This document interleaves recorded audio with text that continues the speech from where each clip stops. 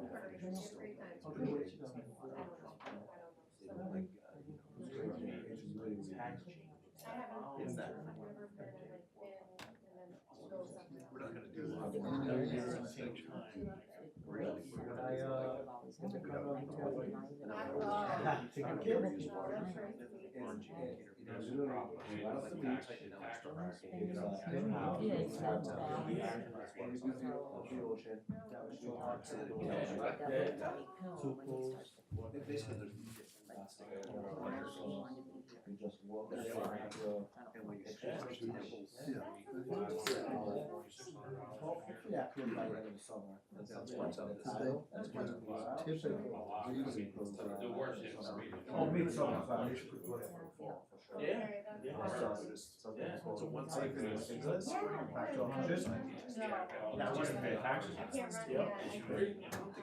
was great for some of the time. You are Jackie texted me. It's been, she texted me on Cornwall, Central Hudson. No, it's not working. I don't want to lose you.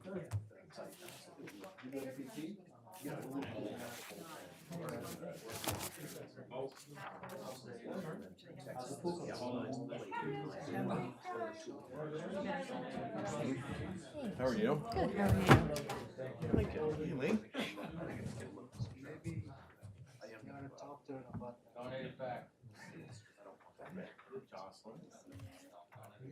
Hey, Christy. How are you doing? How'd the rest of the meeting go? All good. Except for my viewers. We're using one half strength. I should. I'll try to do that for me too. You should see the other guy. Clerk. Yes, yeah. Already live streaming. Oh, how exciting. Yes, I didn't want to repeat. Hello, everyone. The number of days. How many viewers are there? I don't Let's see how many people are watching. Does it say? I think YouTube will actually say, but. We're live. Okay. Got it. You sitting?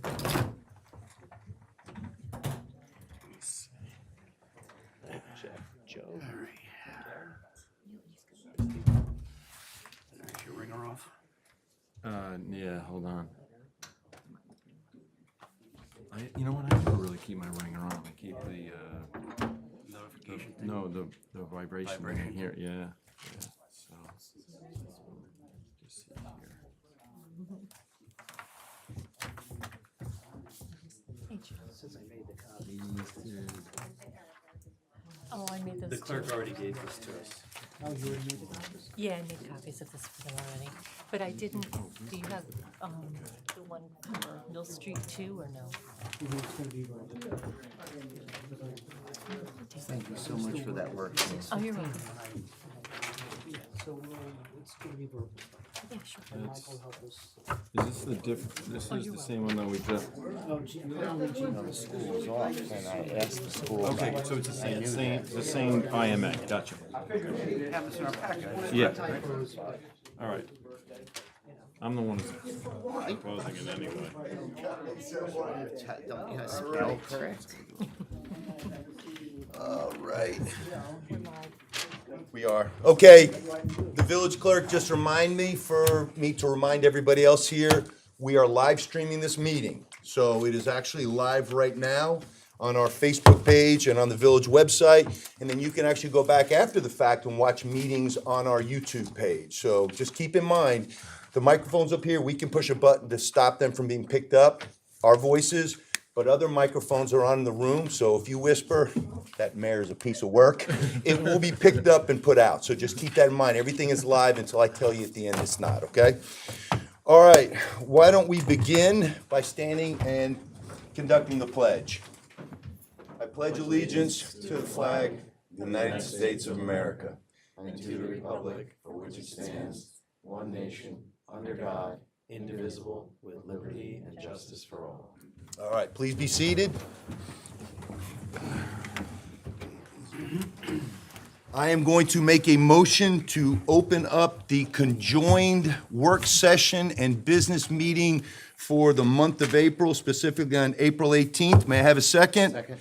All in favor? Aye. Aye. All right. All right, so we have a little special event tonight, a little overdue, at least a month overdue. But I wanted to recognize somebody who has become part of the very fabric of this village and recently had a 90th birthday. If I could sign on for that today, I would do that. And he wears it well, and really I've become good friends with him as a counselor and someone who's provided advisements, cares about this village as deeply as anyone, whether or not he was born here or not, and he's a city guy. And so I did a little bit of research into his background, and there were some surprising things that I found, and I just put together a proclamation on behalf of the village board. I'd like to read it if that's okay, and then I'd like to present it to you, and if you care to say a few words, I'd love to have you say a few words. All right, proclamation. Whereas Lee Murphy was born in Inwood, New York on March 5th, 1932, a year that saw U.S. unemployment reach 24%. Amelia Earhart complete the first nonstop solo flight across the Atlantic Ocean by a woman, and Herbert Hoover lose the presidency to Franklin Delano Roosevelt by 472 electoral votes to 59. Lee grew up a child of the Great Depression, and whereas he has often coyly described his education as, quote, elementary school prior to running away, close quote, having fled a splintered home at the age of 13 and forced to grow up immediately. By the age of 14, he was leading tours at the NBC studios at Rockefeller Center. Across the following 3 decades, Mr. Murphy had on-air gigs in New York City at the WMGM and other stations before returning to what would become WINS, WINS Radio, the nation's first all-news station. He then fearlessly elected to make the transition from radio to television, which resulted in his transformation into an Emmy Award-winning sound designer, industry heralded for his post-production work on the long-running PBA television series featuring LeVar Burton, Reading Rainbow. Mr. Murphy's IMDb page, he's got his own IMDb page, chronicles his 2 Daytime Emmy Awards and 4 nominations for Reading Rainbow between 1992 and 1999. And whereas he and his wonderful wife of 46 years, Jackie, moved to the village of Cornwall, Hudson, New York, and retirement still remained quite illusory to him, Lee authored 2 books, Get That Kid Outta Here in 2009, and this is a good one, My Time Inside, Adventures of an Enlightened Fetus in 2011, whereby he notes how he, quote, listened and learned, unquote, while he was in utero, mainly insights on how to make the outside world a better and happier place. Whereas the wise and indefatigable Lee Murphy has served this village honorably and selflessly for nearly 2 decades on our planning board, which included appointments as acting chair and vice chair and overlapped 4 different mayoral administrations. Now, therefore, be it resolved by virtue of the authority vested in me as mayor of the village of Cornwall and Hudson, and on the occasion of the 90th birthday celebration of Mr. Lee Murphy, and in recognition of nearly 2 decades of service to the village of Cornwall and Hudson, New York, on behalf of this village board, I do hereby proclaim retroactively Saturday, March 5th, 2022, Lee Murphy Day. James Galliano, Mayor.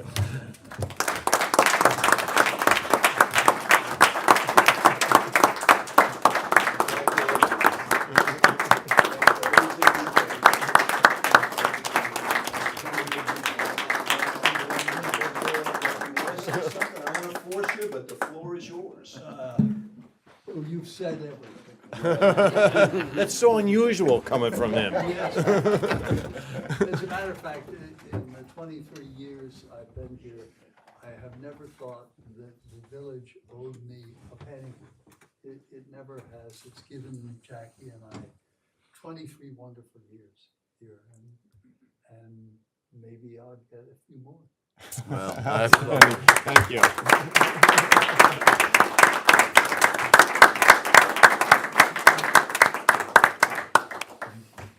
I can tell you this, you see all the people here, they're not normally here to hear me speak, so the people here are here for you. So thank you again, and congratulations. And we will not subject you to sitting through root canal with no Novocaine, which is me talking, so you are more than welcome to exit stage left, all right? Somebody might All want to right. say something. Thank you. All right. Thank All you, right, Lee. thanks, Thank Lee. you very much. All right. All right, so now that's already been called to order. Let me make sure I got this straight. Okay. All right, at this juncture, this will be the first of 2 public comment sessions. So if you wish to address the board, we just ask you step up to the podium and the microphone, state your name and your address, and you'll have 3 minutes to address the board. Does anybody wish? Mr. Small. Thank you. Good evening, everyone. Happy birthday to Lee. Lee put a ton of work into the master plan. It started with him, and he just, when I say a ton of work, he put in a ton of work. You know, one person who I think has like an inkling about how much work it is Led, who took the baton and brought it across the finish line. The master plan makes many recommendations, and I hope you'll follow up on all of them. But in the spirit of eating that elephant one spoonful at a time, I'm just going to talk about zoning for a minute. Hey, Jeff, before you continue, so that Sure. everybody understands, this is a joint business meeting and work session. At work sessions, I had asked Mr. Small to come in and to give a short presentation of the board, which he had done. He'd come in and seen me right after I assumed the office here. And so tonight he just wanted to hit a couple of high points, and then we are going to have him back at a regular work session to fully brief us in. But that's what Jeff's purpose is here tonight. Yeah, and I've given the board over the years presentations about zoning. Jim, I think I've talked your ear off about it a million times. Dave as well, I think. But I don't think, Bill or Rich, I don't think I've gone through the zoning spiel with you guys. So I would like to come back and do it again. Basically, you know, our zoning was written in 1977, and it's past time for it to be updated. The bottom line, and the one idea that I'd like to plant with you guys before we meet, is that I think we should hire a planner to take the zoning recommendations from, like, you know, vision statement to actual code. And so that may be something that we need to save up for, but that's, I think, the bottom line to all of it. But yeah, so our next work session, I guess next month, I'd love to sit down with you guys and go through it again. You are on the agenda, and we appreciate that. Thank you. Thanks, Jeff. I'm just wondering off the bat is, you know, the ARPA funds that the village received from the federal government. It is a fairly wide aperture what you can spend those funds on, as long as they can be tied to infrastructure. And infrastructure is a very broad term, almost to the abstraction.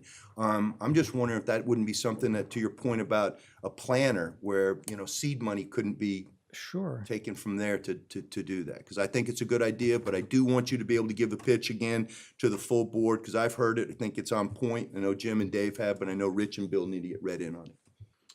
And I'll just reach out to you to get the zoning spiel sometime between now and next meeting. I mean, and I'll be at the next meeting as well. Okay, But whatever. If you've got time, I'll, you know. Great. Jeff, thanks so Jeff. much. Appreciate it. And also appreciate all your hard work for many years. How many years on the planning board? 13, something How like many that. years as the chair? 12. 12 out of 13 years as the chair. Glutton for punishment, right? Thank you for your service, Thanks, Jeff. Jeff. Appreciate it. All right, moving on. Anybody else wish to, again, you'll have an opportunity at the end of the meeting as well, but if anybody else wishes to speak, Mr. Coyne? Good evening, Brendan Coyne, 13 Paula Court. I just wanted to suggest to the board that they consider what the Storm King Engine Company has done and the Village of Washingtonville, and that is to declare that the village stands with Ukraine. Thank you. Okay, thank you. Anyone? Yes, sir, Mr. Klosky. Yes, I'll just speak in support of Jeff's earlier proposal that we address the zoning changes which were brought up in the master plan sooner rather than later. And partly it might also be a cost issue. We've already spent considerable time based on the current state law. We have a current planner, I believe, Kristen O'Donnell, who helped support us during the production of the master plan. There's consulting hours spent spinning up a person to be ready to address that sort of thing and to review current code for our adjacent municipalities for the state of New York. And so it might be more effective cost-wise to do this sooner rather than later for that reason. I also think the master plan is very right now, right? As time goes by, it doesn't become fresher. I also would like to add to the record Lee Murphy's incredible support for that process. We did harvest a lot of information from the past master planning effort, and his contributions were Herculean. Excellent, thanks so much, appreciate it. Did you get his address? Okay, yes? No. Okay. Address, Oh, 88 Maple Road. perfect, got it. All right, anybody else wish to speak during public comment? Mrs. Larkin, we'd love to give you an opportunity now to save you the pain of sitting through more of the meeting. Would you like to, I can move that up. I know it's down lower on the agenda, but I'm happy to move it up since we're gonna treat this like a work session as well. Is that okay? Do I need to move up there, or can I Yes. be here? Oh, Yeah, only because the microphone picks you up there, and yes, we want to hang on every word here, You're Mrs. more Larkin. famous that way, too. Christy Larkin, 28 Payson Road, Cornwall and Hudson. Christie is also the acting chair of the Donahue Farm Property Steering and, what else we calling it, Bill? We call it the Donahue Farm Planning Steering Committee. Donahue Farm Planning Steering Committee, and she's also a member of the August body known as the Riverfront Committee. So she actually is wearing two hats tonight. So the floor is Yeah. yours, ma'am. Okay, so I guess first, I'll just, for on my agenda, first thing, Phyllis Murphy is the coordinator of what we'd like to do at Donahue Farm in May. I think it's May 14th, which would be an open house. At the open house, really nothing too robust. It's kind of a simple request. Funding-wise, I can go all through this, but I won't. I can hand this to you. It's kind of what the things that she needs to budget for, and overall it would be $902.34 for her supplies, and she also has a wish list component of committee T-shirts for $125. So, do you guys want to look at this? You have a copy of that? I do. Absolutely. If you send it to me, I'll make copies for the trustees. You can just send it along here. But no, you guys can take a look at it, and Okay. we'll make copies tomorrow. Okay, great. Secondly, Rana and I met with the Community Foundation. Do you guys know the Community Foundation of Orange and Sullivan County? We've been trying to figure out a way to have fiscal sponsorship so we can collect monies privately, because as a municipality, you can't then request money from the public to do anything at the farm.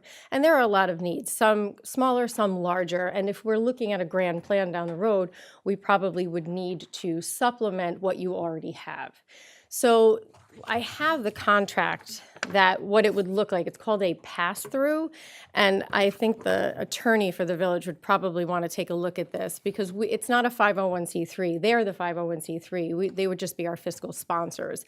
They take 2% of every donation that we receive, but they basically hold the funds, create tax papers for that, send thank yous. They're just basically our fiscal sponsor. So do you need to take a look at this?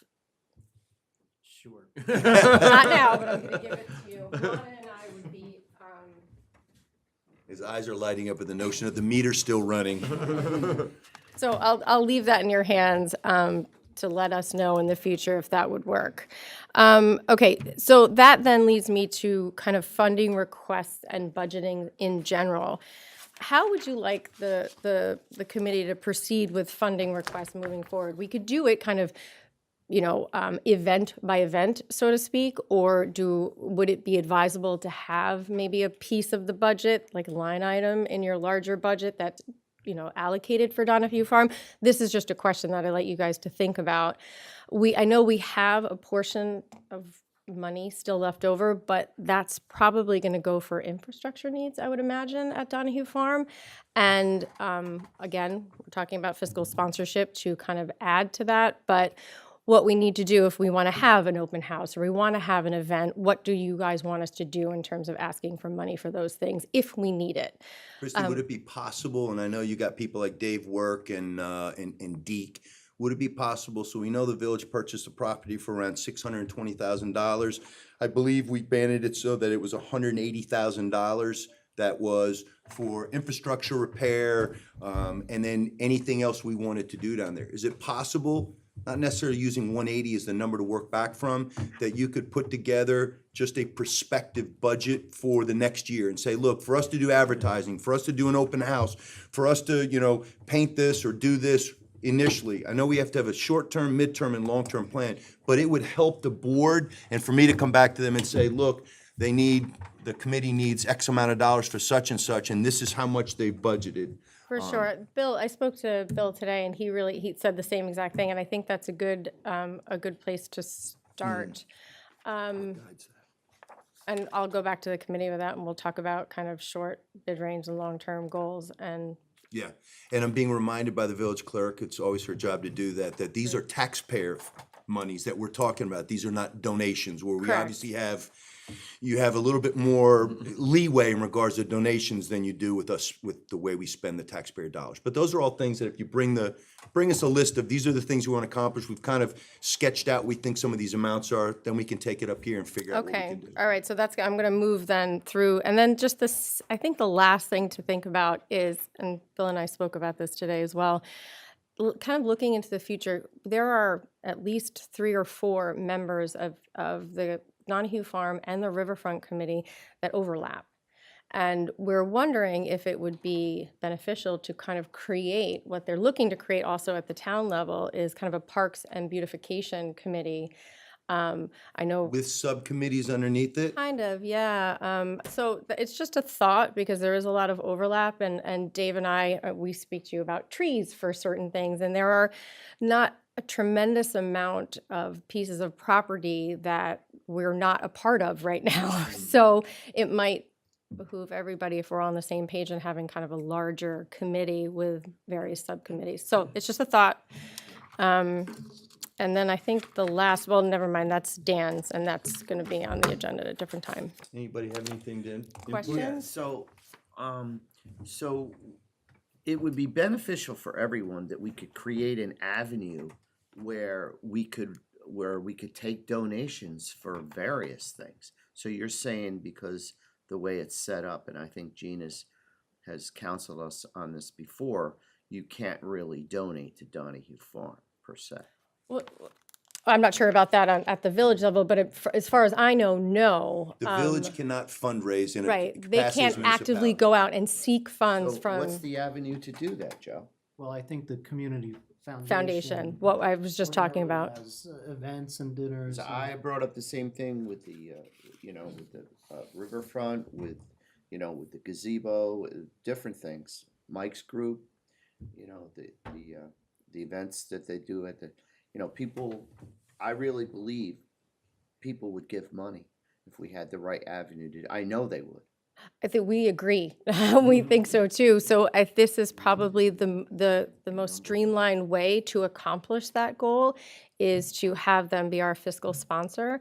But that ultimately comes down to, you looking at the contract and you guys agreeing to do that. But yes, if you choose to move forward with that I think is probably our best bet. And that's kind of the model of a friends group where you'd have a park or a set of parks or whatever, where you might have the Friends of Cornwall and Hudson Parks. And they would be the committee that would govern the solicitation and use of funds through some kind of fiscal sponsor, or maybe, and I don't know the legality of how exactly those funds are stored and held and paid out.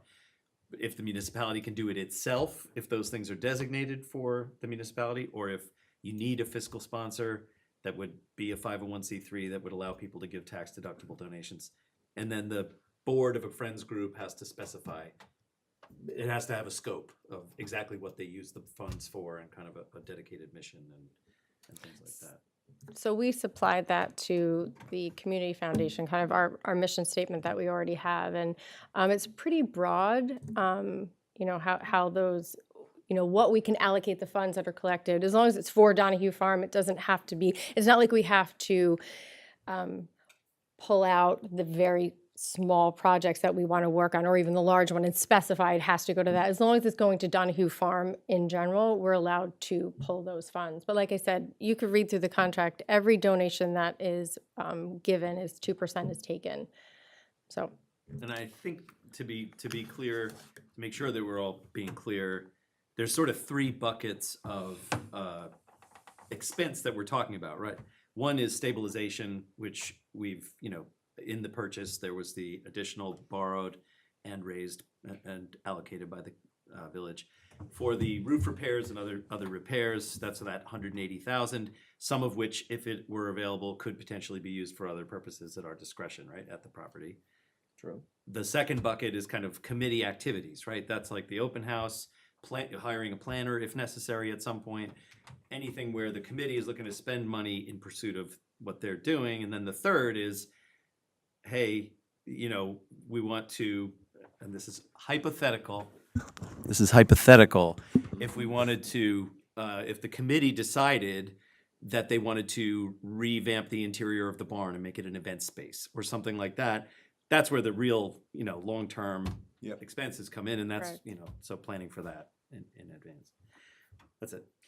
I know you guys are knitted together with Scenic Hudson. Do you guys have any interaction with the CCAC, the Cornwall Conservation Advisory Council, and Carla Castillo and the crew uptown? Yeah, they came and did a presentation for us, I think 2 meetings ago, just kind of talking about environmental impact, and they really had some wonderful maps and were extremely informative and would like to work collaboratively, and I think we would always welcome that, just because they're a wonderful organization, but because we are bound by a lot through the environmental easement in Scenic Hudson. So I think that we work together pretty well.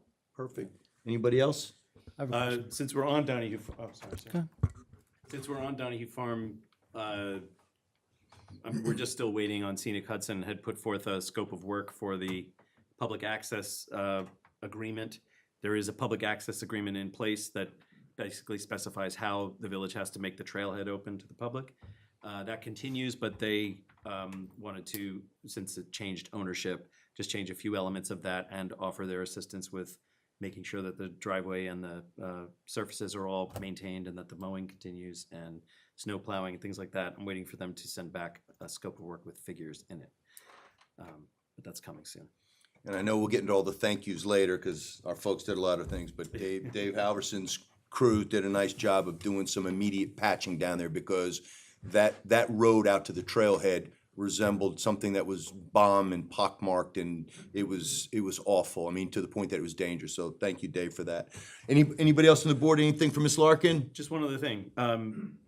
Should we move, and I don't want to, I know the agenda is sacred, but there is one other Donahue Farm item on the agenda. Maybe if we moved it up now, we would be taking care of all the business. Madam Village Clerk? I have no issue. She gave me the high sign. Have at it, Mr. Brain. Christy, do you want to explain what we're doing, and then we'll make a motion and take a vote? Oh, Dan, sorry. I was like, oh, boy, I don't know what he's talking about. No, it's fine. I did. I was a little like, how am I going to handle this? So at our last committee meeting, we all voted and agreed, I think it was unanimously, to have Dan Benyak join our committee. So I guess that's the appointment. So Dan was one of the original applicants to the committee. We went back to the list, and this time the village board decided that it made more sense, so the committee had been constituted now for almost a year, for them to make the determination of who off that list would be the next person, and the committee decided on Dan Benyak.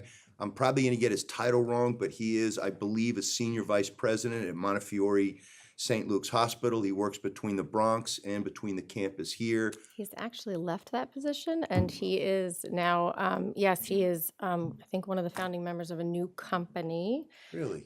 Yes, and I do not want to say it incorrectly, but no, that's what he's doing. All right. I'll have a conversation with Mr. Benyak on the side. That was not brought to my attention. It's very recent. Okay, very recent. outstanding. All right. They live at the top of Duncan, and they have 3 kids, 2 dogs, and 5 foster dogs. I believe their house is quite full. It resembles Noah's Ark, so. All right, nothing else for Mrs. Larkin? Christie? I have a quick- Oh, should make a I'm motion sorry, to I need to, appoint Bill, you make the resolution. You Uh, Make the motion. I move that we approve the appointment of Dan Benyak to the Donahue Farm Planning Steering Committee. Do I have a second? Second. Any discussion? All in favor? Aye. Done deal. Thank you. All right. Thank you, guys. Christy, have you had any discussions with Scenic Hudson? Do they have any other similar foundations for other properties that are in their scope and their umbrella? It's a great question. I have not had any discussion with them in terms of fiscal sponsorship for private donations. Correct. Well, it's a great question. No, I have not. Bill, have you? My impression is not. I think they directly manage 8 properties, and they are the 501c3 that takes in the money and allocates it out. So Okay. They don't need to. They don't have separate friends groups on those properties because they're scenic Hudson parks and properties. Okay. And I don't want to jinx things, Mrs. Larkin, but I would like to say thank you to you for stepping up and being the acting chair of the committee. And I trust that it won't be in the board's purview, but I trust that you or someone from the committee, like maybe the board's liaison, will come back to us soon and say that you have stepped into that role permanently. But we do appreciate you in the acting capacity, so. Sure, do it. No pressure. All right, thank you, Christie. All right. Yes, all right. Anybody else for public comment? Mr. Joya? Absolutely. Sure, I think this is Rick Joya, 167 Hudson. So this is all the first time, obviously you're making this presentation now, so it's kind of new. I'm just listening and thinking about it. And it's interesting, but the devil's in the details there. And I mean, we're riding a very fine line between what has been traditionally prohibited and what is possibly now being proposed as an avenue to allow a more free flow of money. And I'm always a little cautious, let's say. And, it will perhaps, so my understanding then is that this 501c becomes like sort of an escrow entity. Donations are made to that entity, which is not a village entity, and that then they dole out funds to these organizations. Is that the structure? I'm not sure of your question. We're a management company. But where is the money legally going if someone makes a donation? So are you asking if somebody makes a donation, so say we created this fund, right? So Yeah. pass-through, if you want to look at the website, I would recommend that. If you created a pass-through account and somebody donated to Donahue Farm, right? It would be specifically allocated for Donahue Farm. That the money goes there. So the Community Foundation of Orange and Sullivan County have many different organizations that they kind of hold, that they're the fiscal sponsors for. We would just be asking them to do that for Donahue Farm, so it would be a tax deductible donation. Because to be a 501c3 in and of itself, like if we tried to do that on our own, it's a very costly and lengthy process to do so. Sure.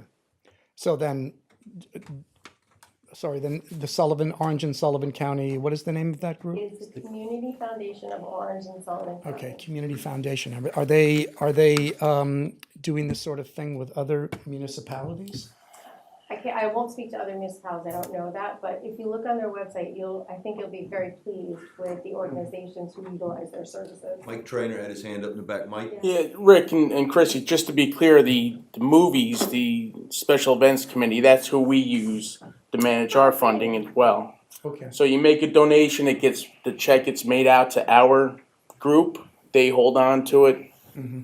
Any expenses that come out, the committee sends a voucher to the community foundation, as long as it has the signatories to it, that your board, then they pay it out from there. Okay. And they give you accounting of everything that goes in and out. But there is that question of the municipality being the. Yeah, they and own the maybe, land. and maybe a precedent, Property. a funny line crossing somewhere in there, and just want to make sure we don't run Yep. afoul of state law. Thank you. All right, thank you, Rick. Yep. No funny line crossing on my watch, Mr. Chairman. All right, anybody else for public comment? And we're running this meeting a little differently, like I said, because it is a combined work session and business meeting. So I apologize for the disjointedness. All right, if there's no more public comment, I'm gonna go ahead and close the public comment. And I'm gonna move on to the minutes. I'm gonna make a motion to accept the March 21st, 2022 business meeting minutes as presented. May I have a second? Second. Any further discussion? All in favor? Aye. I'm going to make a motion now to accept the April 4th, 2022 reorganizational meeting minutes as presented. May I have a second? Second. Any further discussion? All in favor? Aye. All right, moving on to the treasurer's report. The open utility balances report for the end of March read as follows. Village water, sewer, garbage, and penalties, $109,839.75. Town water and penalties, $359,399.49. I'd like to make a motion to approve the April 2022 warrant number 4 and authorize payment, including prepayments totaling $397,317.55. May I have a second? Second. Any further discussion? All in favor? Aye. The revenue expenditure reports by fund are as follows. General fund revenue, $2,397,013.88. Expenditures, $259,567.71. Water fund revenue, $287,167.18, with an expenditure of $105,631.63. Sewer fund revenue, $5,620.16, expenditures of $3,961.74.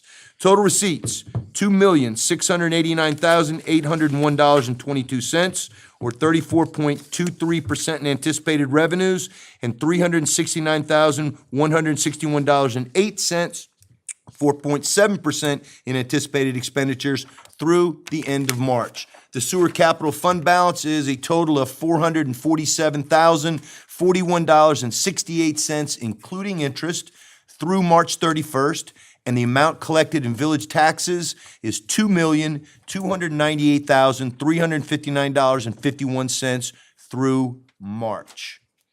All right, moving on to budget transfers. I'm going to make a motion now to authorize a budget transfer in the amount of $500 from the general fund expenditure line titled Contingency Expense, Alpha 1990.4, to general fund expenditure line Bandstand Expense, line Alpha 7550.41. May I have a second? Second. Any further discussion? All in favor? Aye. All right. I'm also going to allow that the above transfer is to cover the additional bandstand concert scheduled for 2022. If the board recalls, we will have 2 more band concerts beginning in the middle of May as opposed to the end of May or early June. And the concerts will go as they did last year through the end of September. So we bumped it up from 18 total concerts on Tuesday nights at the bandstand to 20 total concerts, and that is the reason for the additional expenditure. All right, I'd like to make a motion authorizing a budget transfer in the amount of $14,411.33 from the general fund expenditure line called the contingency expense line, Alpha 1990.4, to general fund expenditure line, quote, cultural and patriotic expense, close quote, which is line Alpha 7550.4. May I have a second? Second. Before we ask for further discussion so that you understand what it is, the above transfer is to cover the cost of the new outdoor movie screen. Any further discussion? All in favor? Sir? And just, the vendor of that movie screen has said that, treated properly, that the lifespan of such a screen is up to 20 years. And this is a 30-foot screen, which is larger than the one that we've used down there in the past, requires much less maintenance, and setup time and dismantlement time are cut exponentially less for our committee. So we're looking forward to it. Mike, what's the first weekend for the movies? Officially, it's May 21st. May 21st. But this Saturday, we plan on going down to test out the screen to make sure we understand how it operates. Outstanding. All right. What time are you planning to do that? Shortly before dusk. All right. I'll have to stop down there then in between Little League opening day and a wedding I have to do down at the gazebo. So look forward to that. All right, good.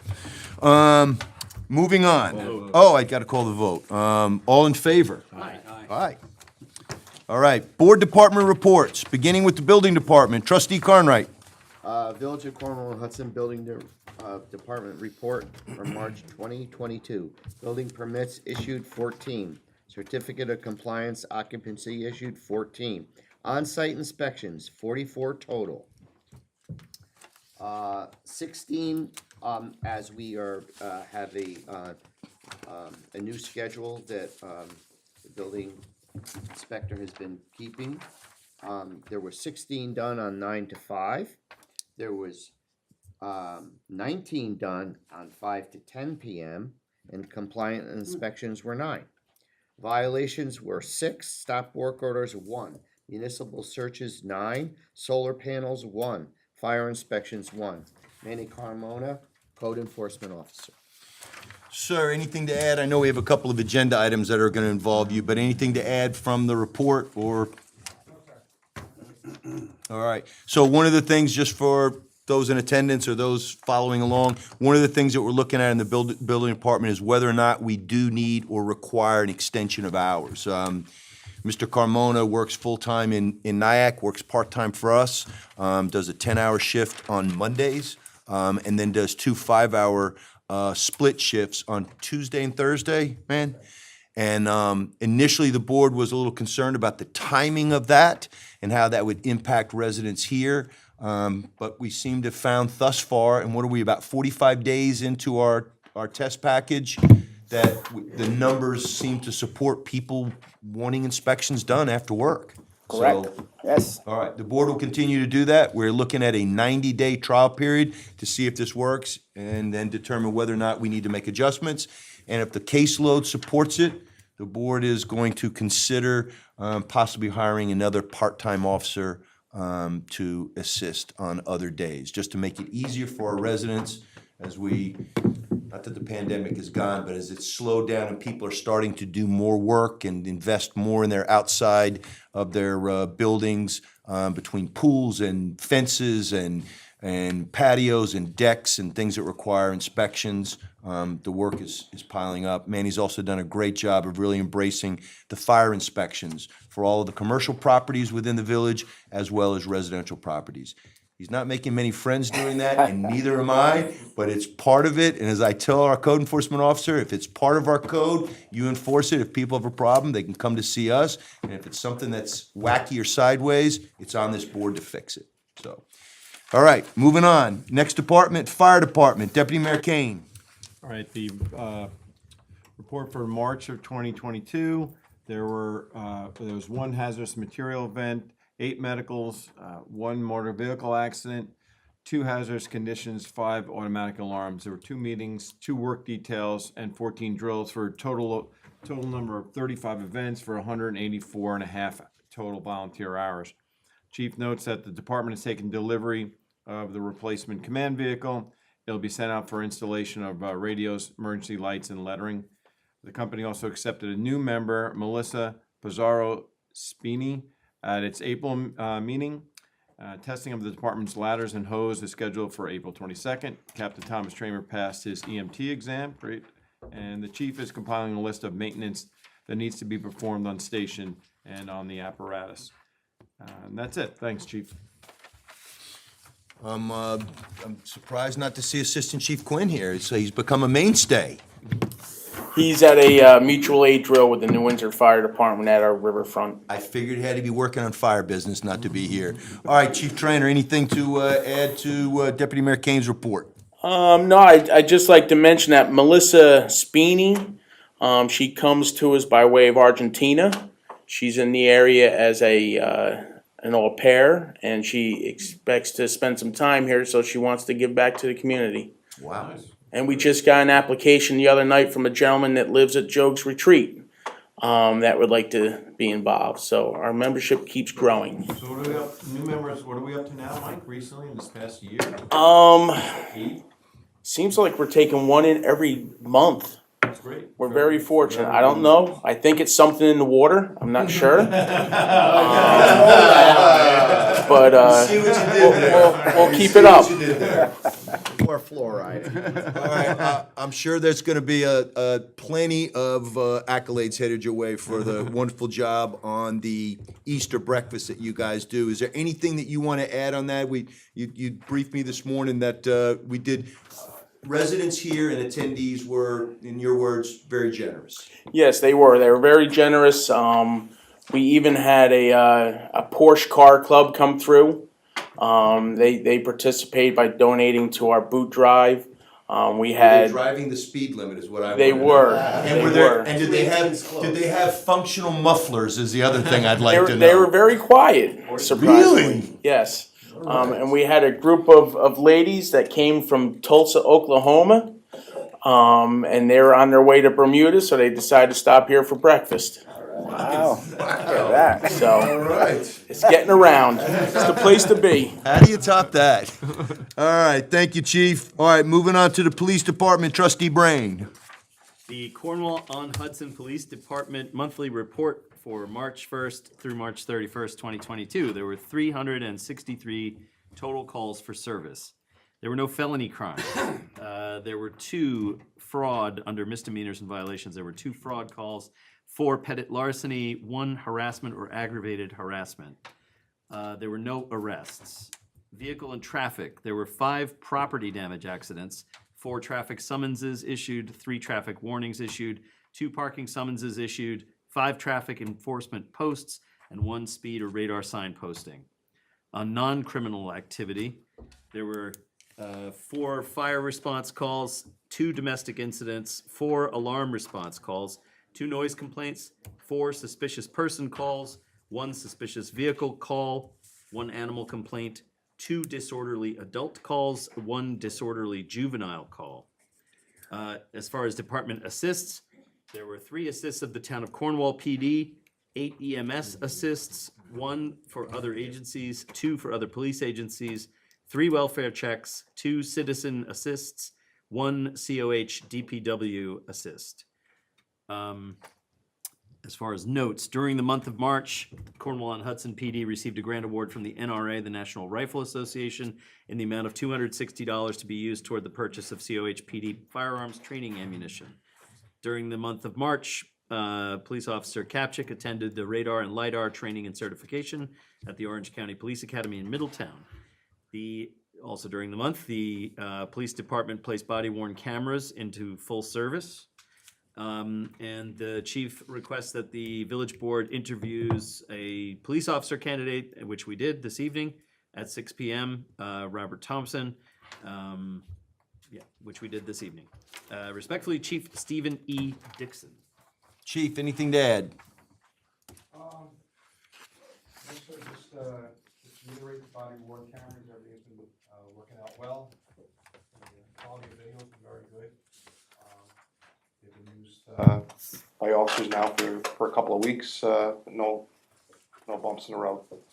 Let me know when every officer has rotated through, because I know sometimes the part-time officers may not work for a particular month. Let me know when everybody has performed a shift and done so successfully. I have to say, one of the number one nice things that people say to me about the department is that they appreciate the officers wearing them. And, you know, we hope that we never ever need them, but the fact that we have them, I think people around here appreciate them. And thank you for your leadership on that, and thank you for all the research and work you did behind the scenes on that. And I'm gonna thank the attorney for the village for all the work behind the scenes, getting contracting and all that stuff done to what was okay with the board. So thank you. Anything else from the board for police matters? All right, moving on to Department of Public Works, Trustee Carnwright. Village of Cornwall and Hudson, Department of Public Works, March 2022. Trash collected for the month, 109.1 tons. Recycling collected for the month, 26.5 tons. Yard waste collected. I know there was some, but he doesn't have anything. Cold patch potholes continues, service and repairs to village-owned vehicles. Continue to clean up the storage yard. MS4 report has been completed. Repaired roof at the village hall, repaired storm drains on Mountain Road. Weekly yard waste pickup resumed April 4th. Started to repair areas damaged by plowing. Service and ready sweeper for the season. Clean up Riverfront Park. Weekly yard waste pickup resumed. I said that already, April 4th. Notes, spring bulk cleanup is April 25th. Asking the board to approve purchase order for the purchase of a 2023 Dodge Ram 3500 utility service truck to replace a 1992 Ford Mechanics vehicle. Dave Halverson, Superintendent of Public Works. Dave, real quick, before I have Deputy Mayor Kane introduce a resolution, just please explain in layman's terms what we're getting, why we need it, and what the plan is. Well, many years ago, we replaced a very old mechanics vehicle with a surplus fire truck. It was a 1992, and we've had that in service for quite a while now, but it's just time to upgrade. Obviously, the truck's 30-some years old. We got our money's worth out of it, is what you're saying. Yeah, I think, actually, I think we can get more money, or the fire department, it was a fire department vehicle, so I would suggest that the fire department surplus it when we get our new one and let them take the funds and do with what they want, because they put the initial investment in it, I guess. But the village put the initial investment in, but it was firehouse funds. Anyway, we're looking at a 3500 Dodge 1-ton single rear wheel with a utility bed in the back with compartments. It'll have a compressor generator, torches, welder, lift gate, lockable toolboxes, a diesel transfer tank so you could fill vehicles on the road so you don't have to drive the small equipment during the winter when we're doing snow removal back down to the riverfront to fuel up. And it's gonna be outfitted with a snow plow, so we have an additional plow vehicle if necessary. Can you promise me another 30 years out of this one? If it's taken care of like the last one, yes, sir. Good. I don't think I will be here to see that, but, It's a lease to purchase the buyout, the end of dollar? yes, and I had a discussion with the mayor this morning about this. I can't come up with an exact dollar figure because we're looking at probably somewhere 9 to 10 months from purchase order to delivery. And they won't quote a rate that far out.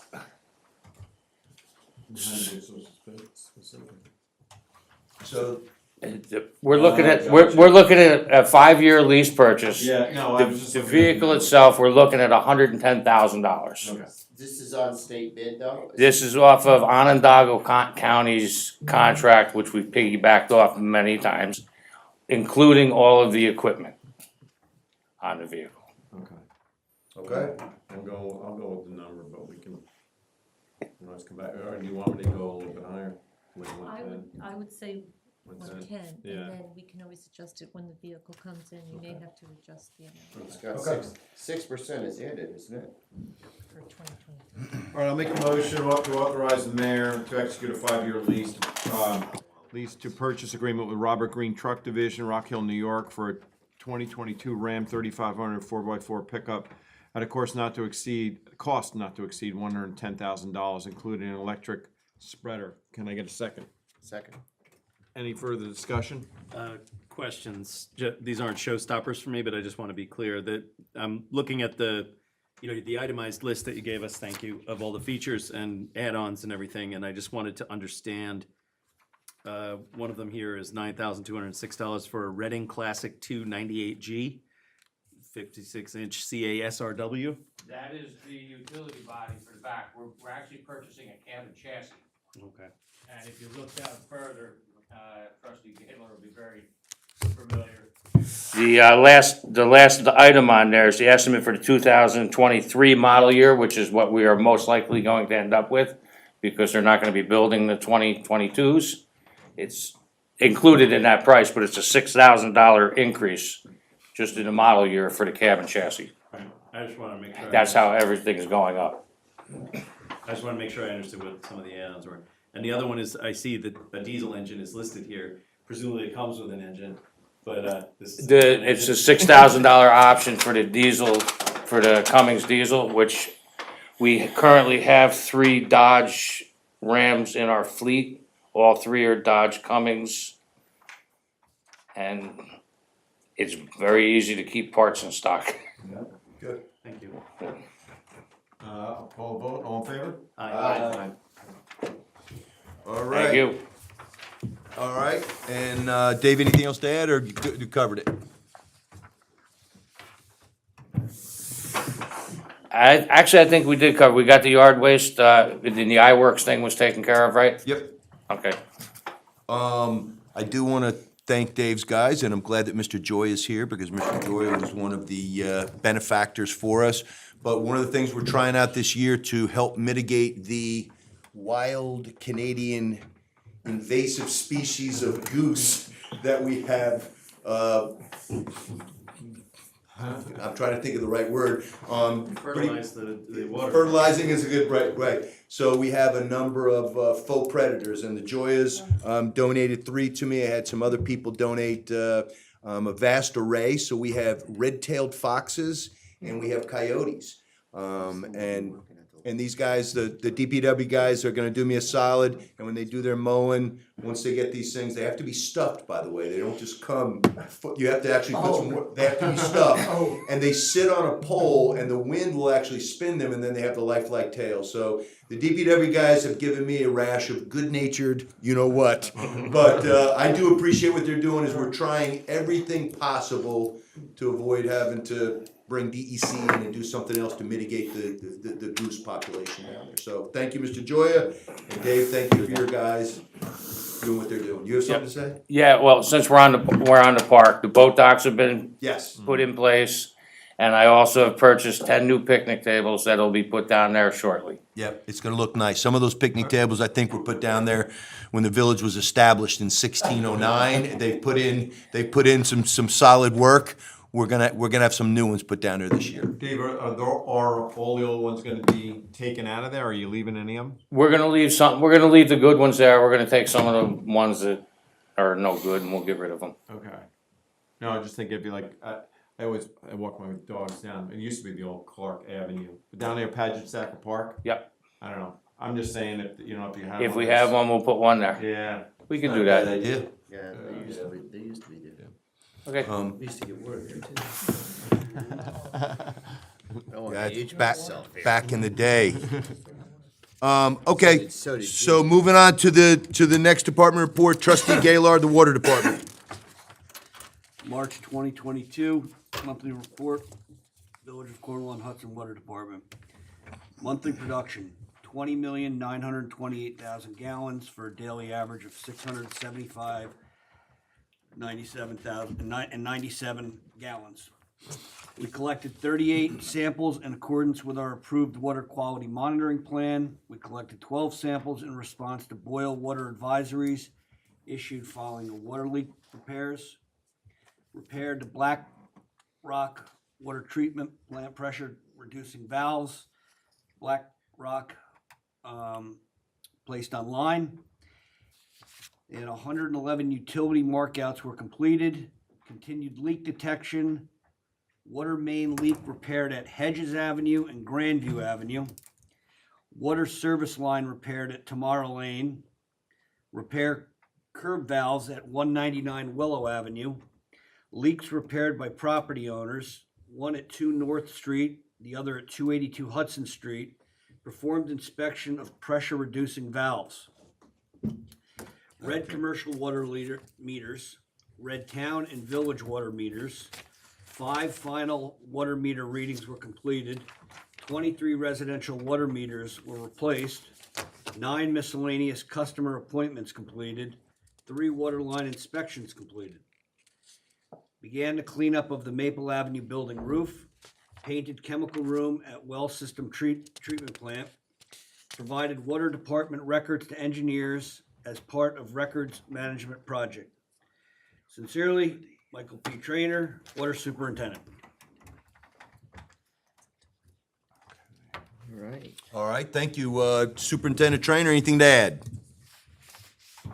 Other than, do you want to give a quick down and dirty on what your folks took care of all last Sure. week and what they mitigated and what they encountered?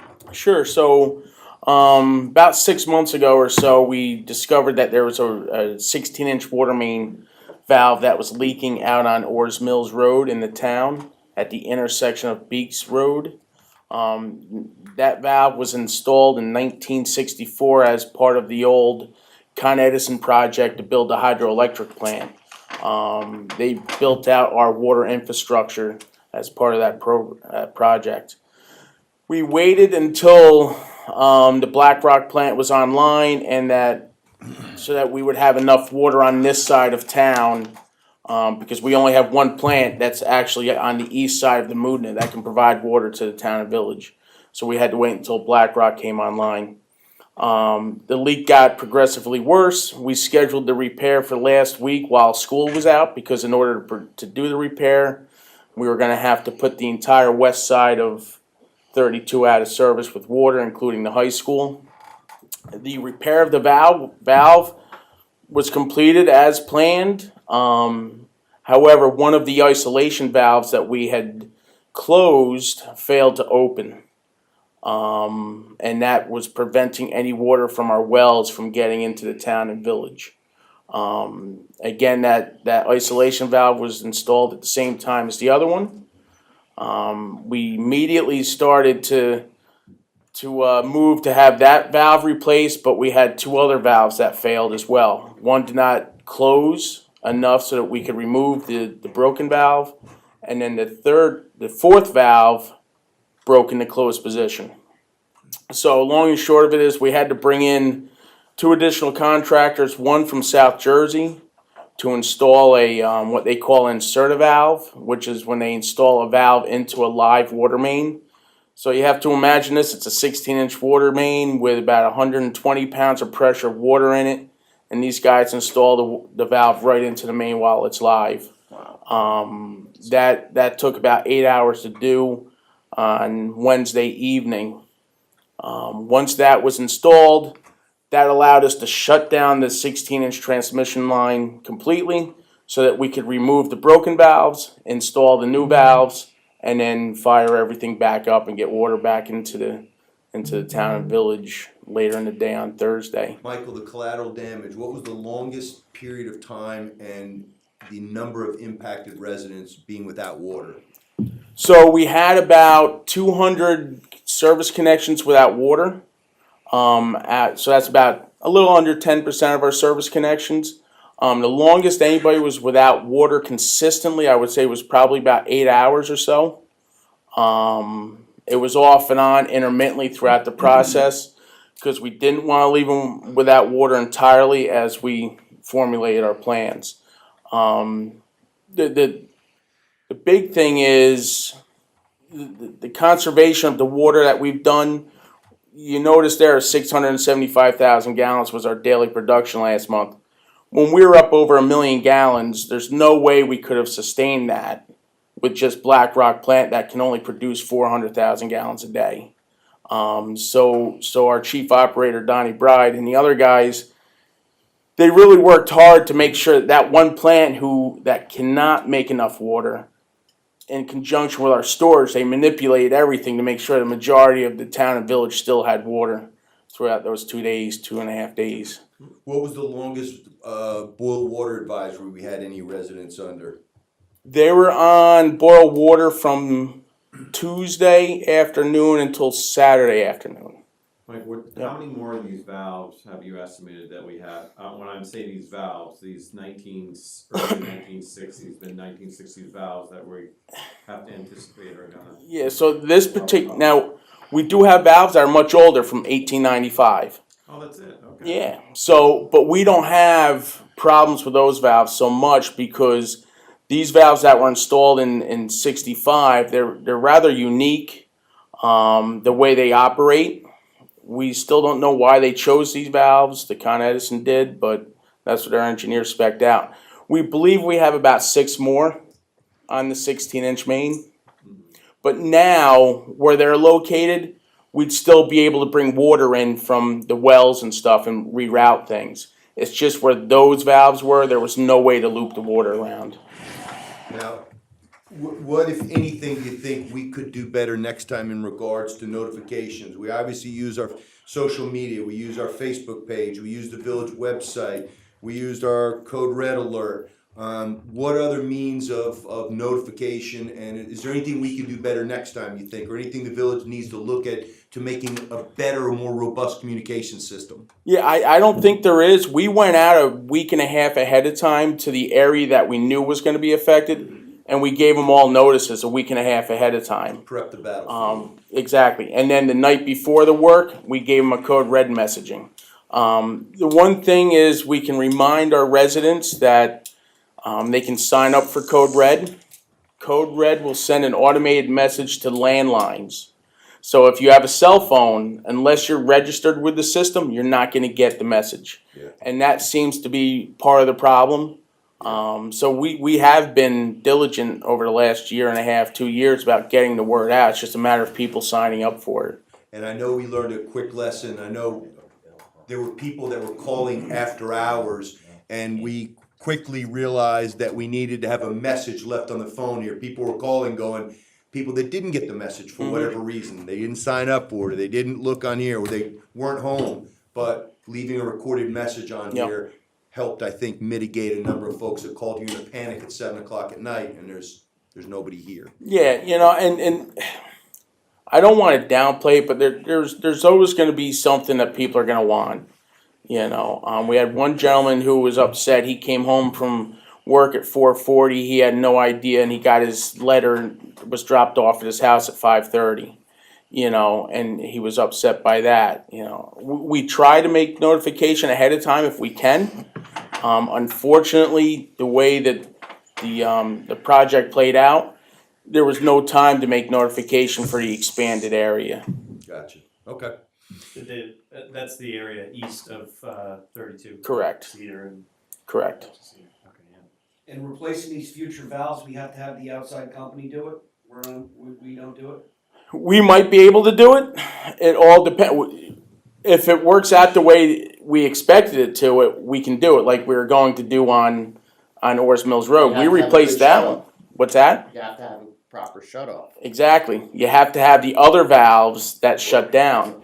Unfortunately, one of the maintenance things that you have to do that's recommended is a valve exercising program where you exercise these valves once a year. But when you have hundreds and hundreds of valves, going out and turning these valves every year, it becomes very labor intensive to make sure that happens. Okay. I also want to thank DPW and the Water Department, because for our folks that were affected, we had village staff, the village clerk, the deputy village clerk making phone calls to find where we could get the best deal on bottled water, and made it available at Village Hall for people that picked up. How many cases do you think we actually ended up distributing? We had 130. Yeah. Yep. And we're left with like 5 or 6 or 7 right now? Yeah. Okay. And I just want to note, some of our staff, we worked 57 hours straight without any sleep, without going home. We had a lot of help. We had Dave's crew was out there helping us. City Newburgh Water Department came down, gave us a hand for one day. The health department was involved. The Ninny and Callahan, TAM Industries, Garrison Valve from New Jersey. At one point, for the project, there was probably 40 or 50 different people involved. Mike, how does that work between municipalities when somebody loans you a crew? How do they get reimbursed for that? Do they, or is it just a handshake deal that if you need somebody, we'll give it, if we need somebody, we'll... Yeah, it's very similar to police and fire. It's a mutual aid. I spoke to their superintendent, and he was away at a seminar. We were looking for a 16-inch valve. He only had one. But he was with the water superintendent from the city of Kingston and city of Middletown, and he reached out to them for us. Got it. Part of the supply chain, we're looking to get a 16-inch valve because we used ours. We won't be able to get it for 6 to 9 months. 16-inch water main we won't be able to get that for 6 months. So right now, if we have a problem with another leak on a 16-inch main, we're gonna have trouble fixing that. Okay. All right. Anything else? All right. Thank you. So moving forward, we got a number of resolutions, and we got some that include the water department. So why don't I just go ahead and take these out of order again? And Michael, do you want to? So you mentioned the 3 valves that failed or that were broken or incapacitated or whatever. There's a cost that's going to be tied to that, correct? Correct. All right. What is that cost, and what are you seeking from the board to do to mitigate that or to take care of that? Right now, I'm not seeking the board to do anything until we get the final costs. I believe that the total cost when all said and done is going to be in excess of $100,000. The 16-inch valve, the inserter valve, from what I was told, the valve alone is $40,000, not including the labor and everything to install that. So. Okay. Once we have. All right, so once you get the final number, Yep. then we'll look to. Yep, we'll we're speak gonna with the obviously treasurer and seek we'll to pay figure out. this out of the water fund, Yep. correct? Yep. Okay, which is in good stead, so that's a good thing. All right, then we'll move on to the adoption of the fee schedule. The board, we're gonna go ahead and hold in abeyance the fee schedule for everything else other than water, which just means that it continues on until we adjust it, and we have some adjustments that we are still discussing and debating, but that will come very shortly. But for tonight, I'm gonna make a motion to update the 2022, 2023 fee schedule for water connection fees and commercial use permit fees only. So this includes the water department, where Mike, you had said the vast majority of adjustments that you're asking for are downward departures, correct? Correct. They're reductions, but there are some, as Trustee Brain pointed out in our previous meeting, there are some that were slightly adjusted. Okay, but all in all, it's more of a cost savings to the consumer. Correct. In this round. Yeah, so earlier in the year, you would ask the building department to take a look at their service or their fees and how they related to surrounding communities. Our old water fees were sometimes 3 or 4 times higher than the surrounding communities, so we've brought them down more in line with where they should be. We did institute a new fee for termination of water services for those who don't pay their water bill. That's in response to a new law it's a COVID-19 law that says that we can't turn off people's water and whatnot. But the only avenue we have, if people enter into a payment agreement, if they don't pay their bill, it does allow us to turn off their water. So we have to institute Why that. don't you explain to everybody here, Mike, how many times in this history of the village that we have ever turned off somebody's water? 0 times. Okay. So we've been incorporated since 1884, been established in 1609. It's happened 0 times. Correct. I think people can sleep easily tonight. They'll Yes. still have drinking water in the morning. Yes. All right, so moving on, I'm gonna make this motion for 2 things. One is obviously the water department adjustments, which the trustees have, and the second is we're not gonna do the entire fee schedule, other fee schedule, except I wanna help out the kayak companies and the rowing association that are operating down at the waterfront. We are adjusting upward by $100 the commercial use permit fee from $1,500, which it's been for a number of years, to $1,600. Do I have those numbers right? From $1,500 to $1,600. It's just a small cost of living adjustment, $100, and I want to give the kayak companies an opportunity to go ahead and buy their permits and do their stuff, because they're going to be putting kayaks in the water very shortly. So as long as the board is good with that, I'm going to make a motion to update the 2022-2023 fee schedule for water connection fees and commercial use permit fees only. May I have a second? Second. Any further discussion? Are you going by document, or are you gonna list them? Going to go by document, correct? Okay. By document. All right, by document. Any further discussion? All in favor? Aye. All right. Next, I'm going to ask the deputy mayor to do that. I need authorization to sign an intermunicipal agreement with the town of Cornwall for the Chestnut Street project. Jimmy's gonna be right here. Joe, I know I'm gonna have you speak to the Mill Street project, because we're kinda got some questions there. Is there anything on the Chestnut Street project before the deputy mayor, poses this resolution that, the board needs to know? Well, maybe Mike and I can do a little tag team here. Okay. On the Chestnut Street project, I presented the board, we really only got the final IMA this afternoon. Stephen Gaba from the town had prepared the draft, I reviewed it. Mike also reviewed it this afternoon. I had no substantive legal comments, I provided a few minor comments to Attorney Gaba. So the IMA that you have in front of you, I recommend to the board can be signed as it is. Well, you actually have the draft. Yes. There are a couple of typos that we'll take care of, but there are no substantive changes.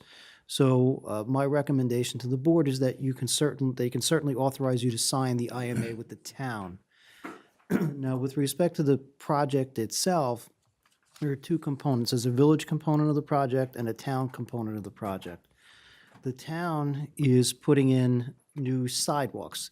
They're getting some type of funding. What agency, I'm not sure, but they're getting funding for that project, and they need to have that project completed on or about September 1st. Otherwise, they may lose that funding. So Superintendent Trainer thought it would be appropriate, good idea, good use of resources to have the village replace its water main that runs through the project site at the same time. So there was a meeting about a week ago. I wasn't able to attend due to my schedule, but Mr. Gaba, the town's engineer, and Superintendent Trainer met. So essentially, there's going to be a joint process where the town and village both put they're separate projects, but we're going to bid them simultaneously and with one notice. And the bid specs are then going to be prepared in a way to encourage one bidder to obtain the entire project. Okay. Saves resources, saves money, coordination, etc. Since the town does have that hard line September 1st deadline, the village and the town are also going to maintain their independence in the projects, because we can't hamper the town. If something should happen where we put our portion of the project out to bid and the prices are too high or there's some other concern, we can't hold up the town and endanger their funding. So the IMA basically says those things. It explains how this is going to be bid out. And the real work here, I think, is going to be working with the engineer to set up the bid specs in a way that will achieve the town's goals and simultaneously achieve the village's goals. How did I do, Mike? Pretty good, Joe. The That wasn't a a resounding. So yeah, it's McGooey, Hauser, and Etzel, MHE. So I believe that the thought is we'll add the water project as an add alternate to the town spec, is the way the engineers were gonna slide it in as a line item. Okay. All right, so from the board right now, you just need a resolution passed that allows me to sign that IMA, and I'm gonna ask the deputy mayor to I'll propose. make a motion to authorize the mayor to sign an intermunicipal agreement with the town of Cornwall with regards to the Chestnut Street project. Can I get a second? Second. Any further discussion? Okay, it's as per document, drafted by attorney Mr. McKay, dated April 18th. All in favor? Aye. Okay, great. Just for a point of reference, the water main project is underneath the sidewalk. So, kinda gotta be done, should be done at the same Yes. time. All right, next order of business for resolutions. I am going to make a motion, but before I do that, because there's some questions here, I'm gonna turn it over. Should I go to Joe first or Mike first on the Mill Street project and where we stand on that right now? Because we were seeking to approve the specs and authorize the clerk to advertise for bids on the Mill Street project with a bid opening date of XYZ. Where do we stand right now? I know we were running up to the meeting with not having the final answer on that, but what is the final I answer? believe that the documents were all submitted today to Joe. Yes, I received the bid specifications today. Mike, you received them as Yep. well. Yep. Mike informed me that he reviewed the bid specs Mhm. and he did not have any concerns with the specs. Mike's the subject matter expert on the specifications, so I have no objection, no legal objection. Now, can you explain the Mill Street project? Sure. So back The in. board would like him to. Always helpful. So back in January of 2006, the 8-inch water main on Mill Street suffered a catastrophic failure. At the This is time, gonna be a theme here. yeah. So at the time, we couldn't locate the water main because it ran underneath an old railroad bed, and we don't have any mapping on it. So at the time, the superintendent, we shut off the water line because there was no service connections in between. So it did not impact any homes or businesses. So that water line's been off for the last 16 years. The problem that's created is it's creating a water quality concern in the neighborhood because that water is creating dead ends, artificial dead ends, so the water's not looping around. It's not moving like it should through the neighborhood. So a couple years ago, one of the neighborhoods on Beatty Terrace, they were calling up, expressing concern about some odor and whatnot. So for our water system, that main really needs to be replaced, that water can flow the way it's intended to for hydraulic reasons. We have a pressure regulating station on that road that is simply in the closed position because there's not enough water moving through that area. And Mike, now I know you can't give me a specific, but what kind of numbers are we talking about here? Because this is monies that would be taken out of the water fund, correct? Yep. What kind of So monies are we talking about? both jobs, we estimate between $220,000 and $250,000. If you notice in this year's budget, there's $400,000 in the capital fund, and that was taking these projects into account. Our plan is, as part of the master plan, is to create 5-year projects and take out small bands, 5-year bands, using that capital improvement fund line to pay these bands off, and then every 5 years move on to another project. So that's how we have the money in there to start paying this stuff off. Got it. Okay. So Mike, I'm sorry, Mike, now I have a question. When you say two projects, one is Mill Street and the other is Chestnut. Correct.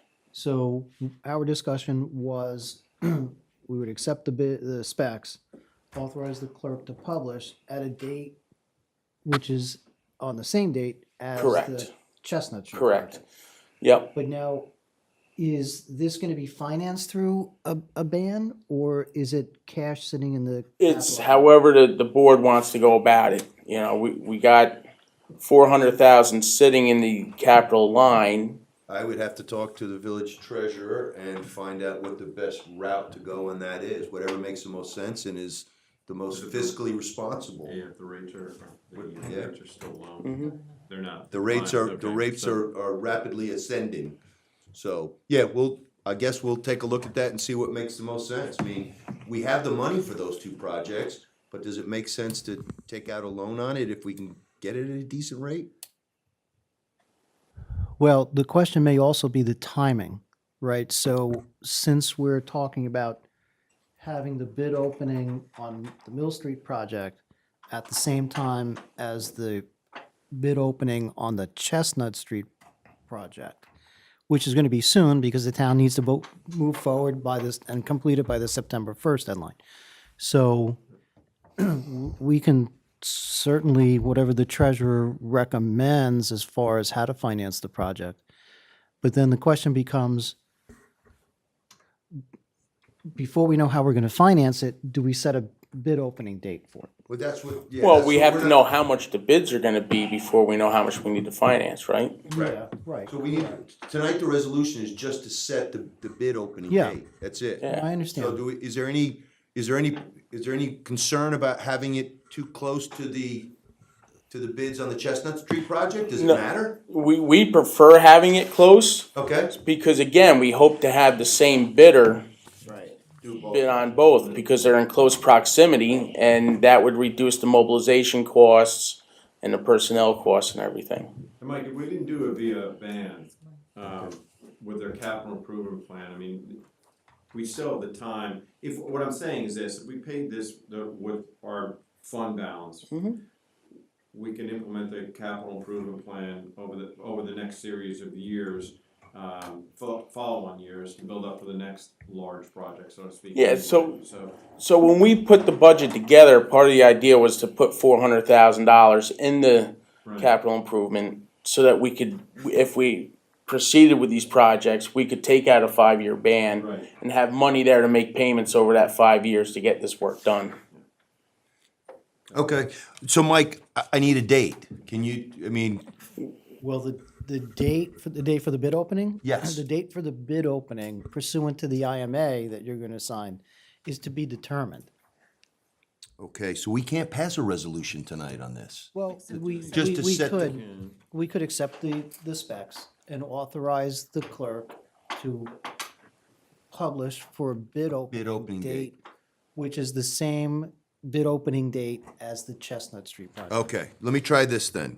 I'm gonna make a motion to approve specifications and authorize the clerk to advertise bids on the Mill Street project with a bid opening date to be set in alignment with the bid opening date for the Chestnut Street project.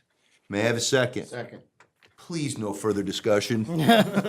All in favor? Aye. All right. I just got one quick question for discussion. Geographically, what geographically on Mill Street, where does the project run? Runs from the entrance of the Majestic Weaving Yep. up to Beatty Terrace. Okay, so it's a short strip. Yeah, it's about 600 feet. Okay, thank you. All right, last matter before us, resolution-wise, for the water, it relates to the water department. I am in receipt of a memo from Water Superintendent Trainer dated March 23rd, 2022, requesting approval for members of the water department to attend training classes in this year, 2022. Training is required for all water treatment operators in order to maintain their water treatment licensing. So I'm going to make a motion to approve training in accordance with the March 23, 2022 memo, as well as conversations I've had one-on-one with Superintendent Trader. May I have a second? Second. Any further discussion? All in favor? Aye. All right, since trustee Brain took care of the appointment of Dan Benyak to the Donahue Farm Steering Committee, we will move on to the Hudson Valley Dance Theater. All right, so long story short, I always feel like there could always be struck a reasonable accommodation. There's been a lot of discussion about the Hudson Valley Dance Theater and Miss Aggie Kimple, who last year had a dance recital down at Donahue Memorial Park on a weekend. And the board approved it. They had originally wanted 2 weekends with a rain date. The board approved 1 weekend with a rain date. They set up on Friday, conducted their performances on Saturday or Sunday, and then disassembled on Monday. They've come back to the board and requested another opportunity to do this, but they wanted 2 weekends and 2 rain dates. The board was uncomfortable establishing precedents by having them set up for 2 weekends. It is a rather large stage setup, which is set up in between the boat ramp and where the yacht club is, on that piece of property there, and it is across a weekend, and they wanted 2 weekends. We do have a lot of people and a lot of different entities that wanted to use it, and we were concerned about that. Mrs. Kimple came in to talk to me about it, expressed the fact that she has 3 leads. She needs to do 3 performances. There's a lot of logistical issues, and desperately wanted 3 performance dates. What I suggested, and which is what she agreed with, was that we will allow them to set up on Thursday. They will conduct performances on Friday, Saturday, and Sunday, and disassemble on Monday. The dates are 4th through the 8th. So the 4th is a Thursday. I've spoken to the code enforcement officer. He will come down on that afternoon or evening, and make sure that the stage meets code, and for young dancers to be bouncing all over and doing the nutcracker on top of the stage. They will perform later in the afternoon. Their performances are usually at 4 o'clock. They'll push it to 5 or 6 o'clock on Friday because of people working and getting out. They'll do their 2 performances as before at 4 o'clock on Saturday and Sunday, and they promise that they'll have the stage disassembled and removed by Monday. I don't think the village, I said yes on behalf of the board, knowing that I would struggle to find any disagreement with a reasonable accommodation such as that. So that is the arrangement that we have given to them, so it will be that one weekend. Does any board member have any issues with us allowing that? So 3 performances, set up on Thursday, breakdown on Monday, Friday, Saturday, and Sunday performances. And they are very exceedingly happy with that. They still owe us, and Gene, I'll take care of that, an insurance certificate. And Manny, you just got to make sure to remind me tomorrow this week to get you that contact number so you can reach out and say, please let me know when it'll be set up so I can come down and do the inspection. All right, moving on. Oh, wait, do I have to pass? I do. Mr. Mayor, Gene, can I get a copy of that certificate? I mean, they need to submit it a little bit in advance because historically, not-for-profit events always have some problem with the certificate, and I usually work it out with the Okay. broker, so. All right. So I'm going to make a motion to approve this request, as I just explained, subject to receipt of a certificate of insurance naming the village additionally insured, also subject to coordination with the village department heads and an inspection of the stage by the code enforcement officer, Mr. Carmona. May I have a second? Second. Further discussion? All in favor? Aye. All right. Okay, I'm going to go ahead and slide a bit of other good news here, at least I think it's good news, I don't know if everybody does, and then we'll talk about the expansion of village election hours, which I think are long past overdue. So I received communication from the Orange County Board of Elections. They are moving out of St. Thomas Roman Catholic Church's gymnasium across the street. It's not available to them, probably partly due because now Butterhill Day School has school that occurs there, and they use the gym facilities and the playground and all that. The Board of Elections want to know if we would be willing to sponsor the elections this season. Now, that means a date in June, which is the date for primary elections in New York State, and in November for the general election. In looking at it, I asked them, because they had been in here before recently, both of them, I asked them if this boardroom would support it. They said, we know what the boardroom looks like. I said, it's much smaller than the gymnasium. They said, we need 2 machines and 3 tables. We can make it work. So then I had to look at a parking plan. So the parking, because obviously in November you expect a bigger turnout than in June, but the parking plan will consist of the municipal lot here, me speaking with Father Reese across the street and being able to use a portion of the parking lot there as our first overflow. And I spoke to Mr. Sullivan at the pancake breakfast at the Storm King Firehouse. He is going to give us the mortuary funeral home parking lot as our second overflow. This will be at no cost to the village, and this will require none of our staff or administrative people to be involved. From my perspective, some people might say, well, that's just adding headaches. I think this building is the lifeblood of the community, and doing things like this is a good thing, which is why I'm always eager to have people have events here that are, community events. So put that on your calendar. The primary election will be conducted in this room, and the general election in November will be conducted in this room. You get a rental fee? I don't think so. They don't pay a little. They don't I think pay? they do pay a little. I mean, if they did, it's probably just something like a pittance. That's Yeah. My wife runs the library in Haverstraw, and I think there is some pay, and she did say that it's a bit of a headache to do it.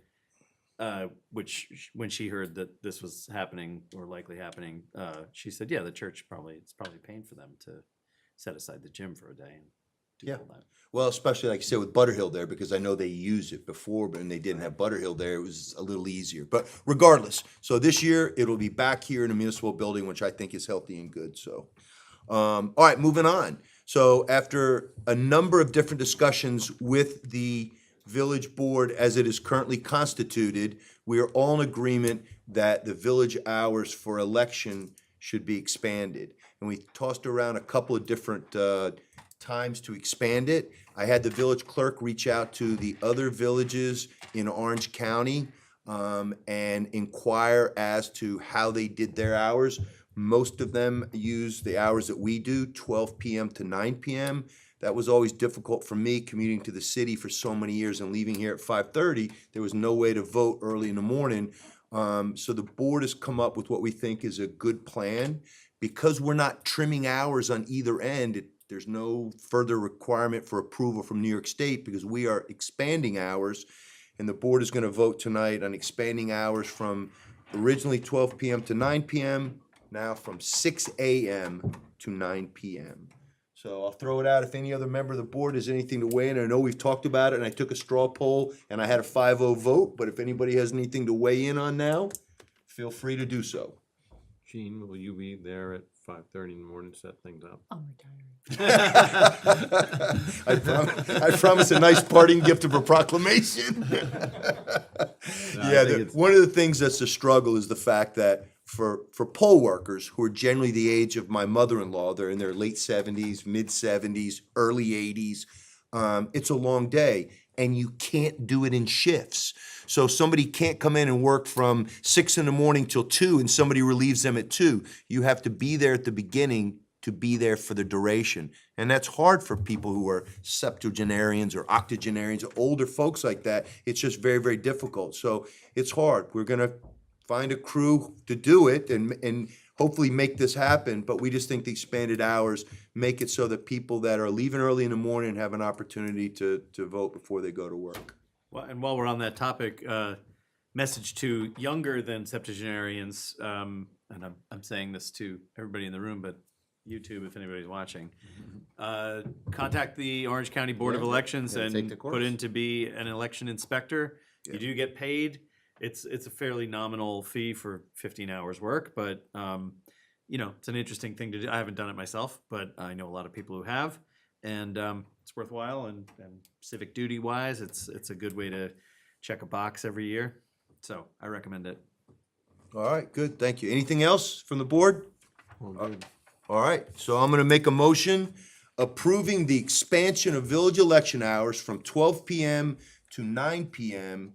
to the new hours of 6 a.m. to 9 p.m. May I have a second? Second. Any further discussion? All in favor? Aye. All right, that's pretty cool.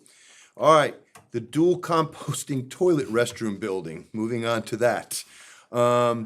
There was a bid opening for a dual composting toilet restroom building. I feel like this thing has been going on for years now, which it has. And it was held at Village Hall on April 15th, which was last Friday, 2022 at 2 p.m. I am now going to report that 0 bids were received. The village clerk then reached out to the New York State SAM grant administrator and was informed that the grant can be utilized to purchase the equipment from Clivus Multrum, the sole source manufacturer. An updated total project budget, including quotes and estimates to justify the budget, must be submitted. In addition, if there will be costs in excess of the grant amount, a funding source will have to be provided. With that in mind, I'd like to propose a motion authorizing the purchase of a Clivus Multrum M54 two-stall trailhead compost system prefabricated, the sole source manufacturer of this system, including M54 compost tanks, prefabricated ADA two-stall building with pine board and batten exterior cladding, asphalt shingle roof, dry toilet fixtures, solar-powered ventilation system, hand sanitizer with dispensers, toilet paper holders, start bed material, maintenance floor hatches, and freight at a cost of $54,357. Now, I consider myself to be quite the polemicist. What is cladding? It's the That's the sheeting on the outside. exterior. Cladding? Never heard that word in my life. Well, All right, you I've learn never- something I've every never day. heard All I've right. never heard polemicist. I thought I was a polemicist. Clearly, I'm not. well, you're a young clad. I'm a young clad. Yeah. All right. So may I have a second? Second. Any further discussion? Please no. A little- Oh, for Bill. 54,000. Bill, please no. Is it, given that we had no bids for the installation? This is a Gene question. Yes. Yeah, we're going. I briefly touched on this with Christy earlier today, and And I asked, what's the deal then? What do we do? And she had said that maybe the distributor themselves, the vendor, the Clivis Multrum, can actually do the installation. They have that capability? No? They're not licensed to do business in the state of New York. So they are not permitted to do the work. So that's why we went out to bid. And in our original bid packet, we had interested contractors. They were to contact Clivis Multrum, or if they could find a equal or better kit, they would obtain the kit and then they would come in and do the installation. They had to be New York State certified, the whole thing. No bids were received. So what we can do is purchase the kit as a village and still go out to a separate bid just to find the contractor to install it. Right. So, correct. So the Souls will purchase the kit as a sole source purchase. Yes. And we'll go out to bid for the installation work for the second time. Rule of thumb, I think that there's a controller's opinion that if no one comes back with a bid for the work a second time, then the municipality's obligations are concluded and you can just hire someone to do the installation. What's the installation like, Dave? Are you looking to get the golden award? Because if you can do this. And this has to include cladding. Oh, there you go, even I better. thought this was a prefab unit. It's a prefab unit, but it's installed below ground. There's tanks in the ground, they have to be put in right, so that they don't float. Yeah. And, my suggestion is we go out to bid for the installation of the kit that we purchased. There's enough local contractors around here that will jump on the chance to make a few dollars. And it also will give us a warranty on the installation, where if we do it ourselves. I agree. It's not a huge deal. I don't think it's gonna be that big of a deal. There's no electric, there's no plumbing, there's no. And so Dave, again, I know I've asked this question 100 times and I still don't feel I know the answer. There's no existing leach field. There's no chemicals or enzymes. What is breaking down the human waste? That is, it's very similar to a porta-john, porta-potty, whatever you wanna call it. There's chemical in the tank in the bottom. And the tank fills up and you have to have the tanks pumped out. So why is it called Truth in Advertising? Because it actually. A composting toilet. It composts inside the tank. The material breaks down. It lasts a lot longer than if you're not just pouring water in and it's filling up. The solids break down. How big's the tank? It sits in the ground about 4 feet. So I don't remember, I don't have the thing in front of me. It's a good sized tank. You figure twice a year, I think they have to be pumped on high maintenance. Okay. All right, well, do I have a second? We're still in question phase, I'm sorry. We're still in discussion? Bill? I'm good. Good, Dave? Good. Good? Good? All right, all in Question. favor? Wait, Oh, is this no. one motion or two motions? What's the motion? I did it as one. Is To to purchase the Purchase kit. it. We're doing that's first? That's the one, that's the one. Okay, fine. We just have, okay, that's good. Call for the vote. Okay, but am I doing a second Well, resolution? We'll have Joe help. Okay, we'll have Joe help us. All right, so for this one, which is authorizing the purchase, may I have, I have a second? As a sole source. All in favor? Aye. Okay, now the second one, Joe, you're gonna craft this for us. It's a motion to authorize the clerk to go out to bid the services of installing the composting toilets. There we go. So All right. moved. I'll second that. So, second, any further discussion? He asked me a question, I missed the whole thing. Trustee Brain made the Joe just did it. Joe I was just asking seconded her, it. I was actually asking her what the value of the grant was. Oh. It's How six, much? 67,000? Let me just back Okay. up here. What was the second motion? It's to authorize you to publish bids, advertise for bids for the installation services for the composting toilets. Okay, and you made the motion. So moved. And who I made- second it. Okay. And all in favor? And the answer to the question is that it's a $60,000 grant. So we're good. Okay, all right. Okay, moving along. Authorization for emergency repairs on stormwater easement Braden Place. So last week, Dave Halverson, who normally has enough of me at the Monday morning superintendent's meeting, kept bugging me that he wanted me to take a road trip with him. So we traveled over to Braden Place, and basically what he showed me was in the rear of one of the residents' homes, and as you know, those homes in that cul-de-sac sit basically on a cliff or a plateau overlooking the river and the train tracks and all that. Well, one of the storm drains had broken away, and as water tends to do when it kind of runs wild, it had eroded some of that cliff away. I have pictures of the before, 5 years ago, and the after now, and it's pretty significant. So Dave had talked to the residents that were there. This is work that the village cannot do on its own. It's have to be contracted out. You're basically gonna have to bring an excavator up that cliff from the bottom of, which is essentially Shore Road, all the way up to this, again, this bluff, which I can't think of a better word for it, to do repairs with backfill. And I should shut up. Dave, explain what needs to be done and what Nene and Callahan has proposed and what you're looking for the board to approve tonight.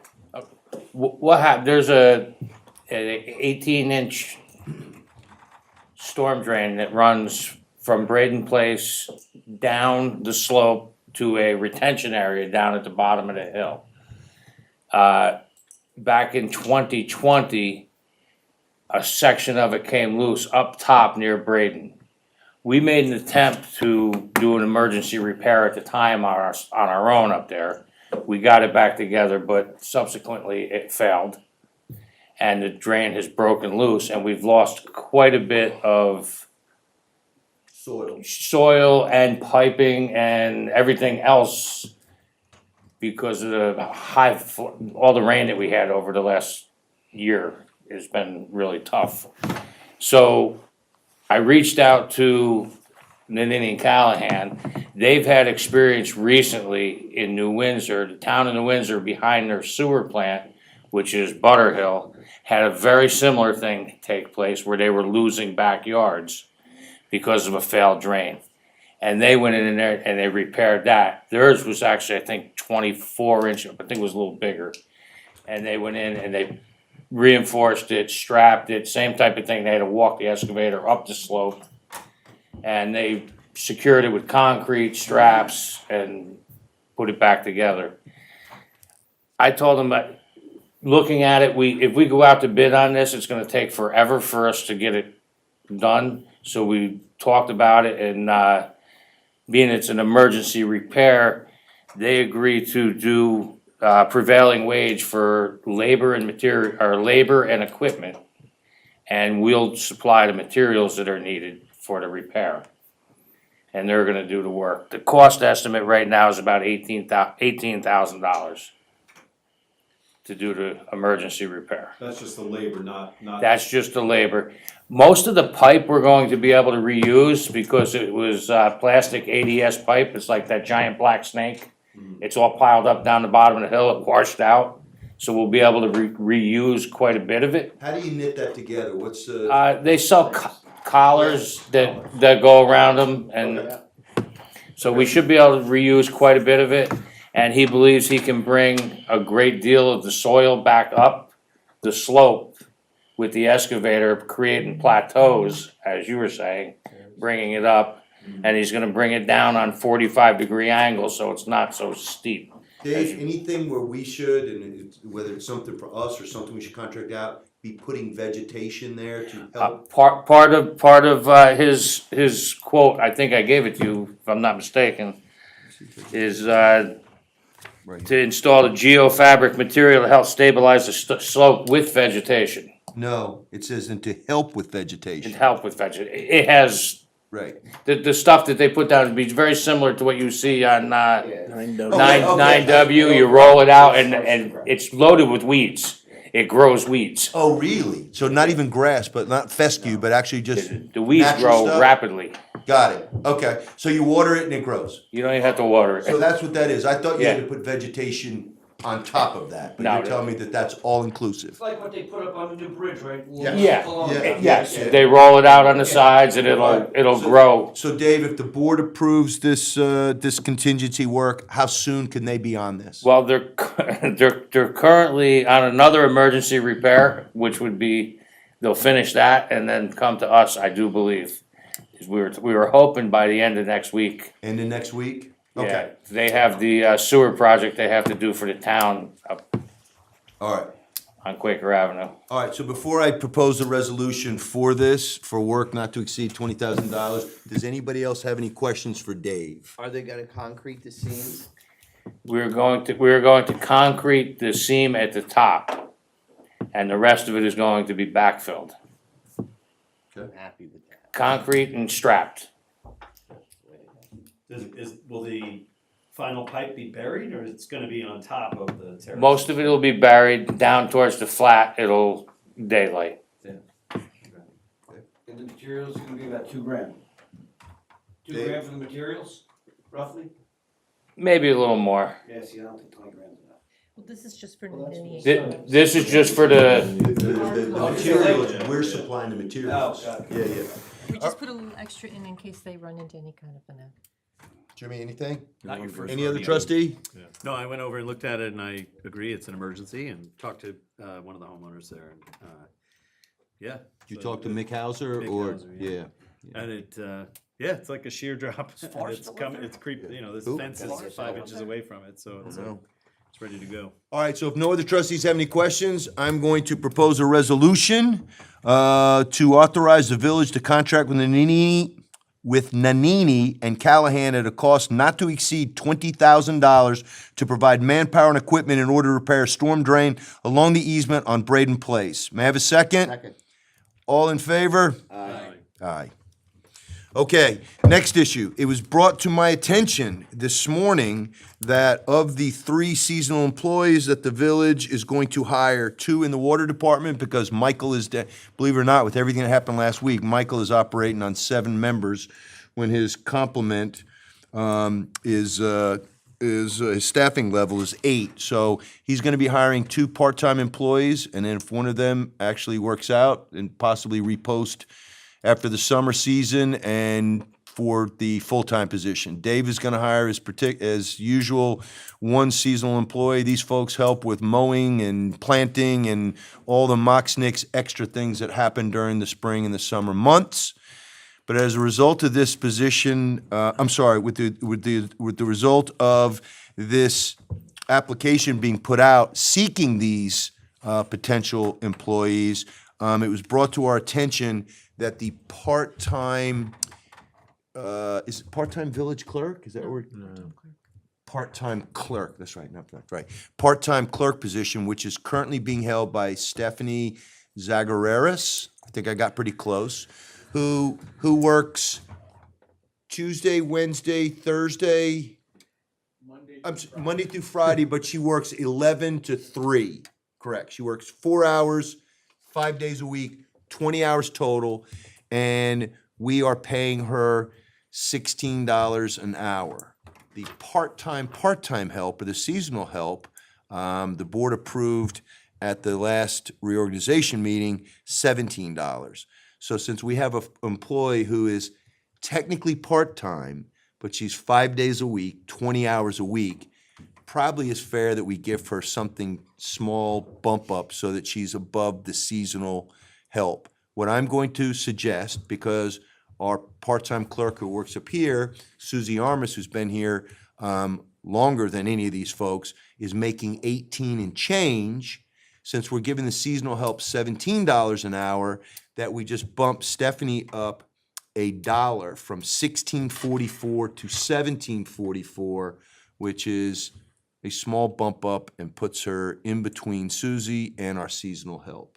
I mentioned this very briefly to the board in our executive session. Does anybody have any issues with us paying her an additional $1 per hour? Which would work out to be $20 a week, which if I do the math, that's about $1,000 a year. All right, then I'm gonna go ahead and I'm gonna propose a resolution to increase the hourly pay rate for DPW facility part-time clerk Stephanie Zagareras from $16.44 per hour to $17.44 an hour. May I have a second? Second. Any further discussion? All in favor? Aye. Okay, all right, this should go pretty quick.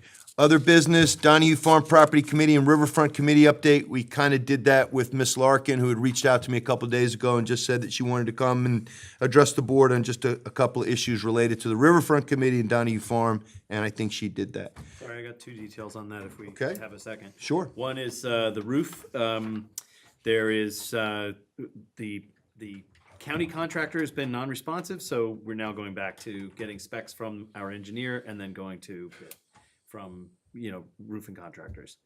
So that's where that one is. We were hopeful, and it was taking a long time, and the county contractor was unable to provide us with a bid. They got non-responsive. And then the other piece of that is just this would come in my comments, but I'll just say it now, is that the Dave Work and the committee members, several of them, including Kathleen Christensen and Mary Donahue, and Ms. Larkin, and Dan Poindexter, and I showed up late, came and did a continued cleanup of the shed area. Took a ton of stuff out there, 6-foot pile. This we already discussed in the reorg meeting, I think, but almost filled the dumpster again. So they did a great job and came out and cleaned up some more so that the structure is visible. As we do specs for stabilization and stuff, it'll be visible to the people who are coming up with the numbers and stuff. That's it. Excellent. All right. Thank you, Bill. Next order of business is our donation draft policy. Joe, I know you and I had spoken today. You were going to get a copy out for each of the board members correctly of the draft policy for donations. I know the only thing that had been raised in our last work session was, I think Trustee Brain had raised the issue that instead of having unrestricted donations to the village, whether it be property or monies or whatever, that they would be earmarked for a particular project. And I think Joe was working on some language on that, correct? Yes, so after we spoke this afternoon, I went back and I made Trustee Brain's suggested comment that we discussed a while back. And I just recirculated it. I do have a handout. I didn't get a chance to, hand it out during the meeting. I know I spoke with the Deputy Mayor this afternoon. He has some additional comments. Okay. I know we've talked a lot about having some specific language about bench donations and tree donations. Right now, the policy is just kind of a broad-based policy that the village can use for its own purposes. You can accept any donations, you can reject them. So if you have too many benches or not a plan for the benches, you could always say no. Same thing for, pavers and flowers, trees, et cetera, et cetera. But if you want to include that kind of detail, someone just have to, give me some information of what that policy is supposed to, what that language is supposed to be. Yeah, Joe and I were discussing this afternoon, and because you included Bill's comment, and Bill and I had this discussion, this was like a couple of months ago. We have a disagreement, I don't remember where the rest of the board was, but Bill's suggestion is that we don't accept unrestricted monetary donations. And to me, at the end of the day, the donation policy allows the sitting board to make the decision as to what it's going to receive and what it's not going to receive. And you don't have to give a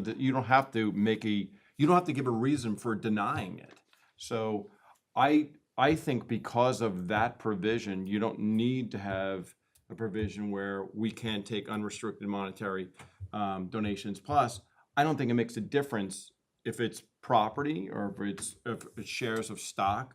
If someone wants to, for instance, leave or they love the village, they leave $1 million in their will to the village. Leave it up to the board at the time whether or not it's going to, and that's what this donation policy already indicates that the board can make that decision. So I just have a difference with Bill in regards to, and I don't remember where you guys stand on it. I just have a difference in regards to that, because let the board make the decision. Why restrict it? And then if you're gonna do that, well, what's the number you're gonna come up with? Is it gonna be, $1,000, $10,000? So that's my only difference. I think everything else was pretty good. And my concern there is just the potential for the appearance of a conflict of interest. An unrestricted monetary donation just leaves denying future boards the opportunity to accept, or denying them the discretion in the future to do that, kind of removes the temptation for the appearance of a conflict of interest. And there's plenty, I think the if we did have that prohibition in it, the policy would still be broad enough to allow for almost every single kind of donation. If the answer is, if somebody says, I want to leave $1 million to the village in my will, you say, designate what you want it to go to. It just, we're a taxing authority and a taxing, we're the village. We raise our funds primarily through taxing of the citizenry. So it just seems to me that, kind of opening up another revenue stream and recognizing we're not soliciting this money. It's just, that's where I ground my feeling. And I'm going just based off of experience too, because I can't remember her name, the family that donated the piece of property down on the waterfront. Diorio, correct. So, that I think that piece of property, if I remember correctly, was, I don't know, $100,000 or something less than that. And we spent some money doing an environmental search on the property. And I guess what I'm saying is this is, those people came to us and said, hey, you want it? And as the board, we said, yeah, we'll take it. And I don't know, and I can't remember if you knew their name. I mean, I didn't know who they were. So I guess I'm saying, if those people came to us and said, hey, you know what, instead of the piece of property, we're gonna give you $50,000, or they decided to, and we're never gonna know that. You put it, it's in someone's will. They're not gonna necessarily come and check with Gene. Yeah, and they're not gonna check with Gene. Well, who can we give this to? Typically, I've seen it in my practice where people just left it. They said, oh, yeah, I want to give it to my school. I want to give it to the local gardening club or the municipality, whatever it might be. So look, it's Bill and I, we already discussed where we stand. So I guess it's really kind of up to you guys, where you guys stand. I'm kind of agnostic on this. I think Bill raises a good point, but let's just remember the genesis of this donation policy. The genesis of this donation policy was because we had a number of people that wanted to donate benches at the waterfront. And when I started having to tell people, thank you for your beneficence, but we can't have the entire vista, and I don't want to use the term littered and cluttered, because those are beautiful benches and they're representative of a lost loved one. But we can't put 50 down there. Where do I draw the line? Because as soon as I told somebody no, they said, well, you're doing this because I'm a woman. You're doing this because I'm a this. You're doing this. And I'm like, no, I don't care who brings it here. It's just, the board cannot accept them right now. We have a moratorium on it until we come up with where our policy is. I think what I'm more concerned about, and I think what Joe's trying to do, is just give us a basic framework, which is what Jim and Bill are weighing in on. But I think the specificity of, do we bring every board request to the board and discuss it and debate it and make a case-by-case basis? If we do that, we will be subject to accusations of, selectivity. And that's the problem. Or we say, look, we put together a committee, maybe that's not related to the board, and let that committee weigh them. Because it also falls in trees as well. I love trees. I'm a huge tree lover. But people want to donate a tree, and they want to plant the tree here. And then when you go, well, it can't go there because of this. No, that's where I want it, because that's where my father used to sit. Well, but it can't go there. But the policy already is doing what you're saying. Yeah, the policy, essentially, everything would come to the board for a decision whether you want it, take it or not. Case-by-case basis. There's two parts to the policy. Yes. One is, what are we allowed to accept as a village in terms of donations? Can we accept material goods, land, money, et cetera, et cetera? Yeah. And the other piece is, what are our criteria for placement and acceptance of physical things, that specifically benches and trees? And that, I think, is sort of that's more of a mapping and you know, that's a one sheet, Where do we need it? like, there's And 5 that's- locations, there's, you know, these are the criteria, we get to make the decision. If you wanna do it, you fill in a form and say, I'd like to donate a tree, check the box where you'd like to put it, and whatever, you know, and then, like, that makes it easy for us to say yes. That's reasonable. Or Bill, the other thing that we had kind of tossed around was coming up with a project to have people put their donations into other than benches or say the willy-nilly tree thing. Right, like pavers the, or the stone, Rick, I think it was you that brought up and suggested the stone wall without, you know, any masonry on it, the stone wall along where the guardrail is down along the riverfront, and have people donate sections to that. That's an option. Or I've heard people say pavers and do that too. It's just, do we need to have that written into, do we need to have it codified? Do we or do we not? I don't think so. But this issue about the pavers and the trees and the benches just keeps coming up and up and up. Yeah, you should have a policy as to how you're going to handle that, but the donation policy is just a broad outline of what we'll accept, the process that we'll go through in determining to accept it or not. You know, so it's just a broad, you know, outline, so to speak, of donations.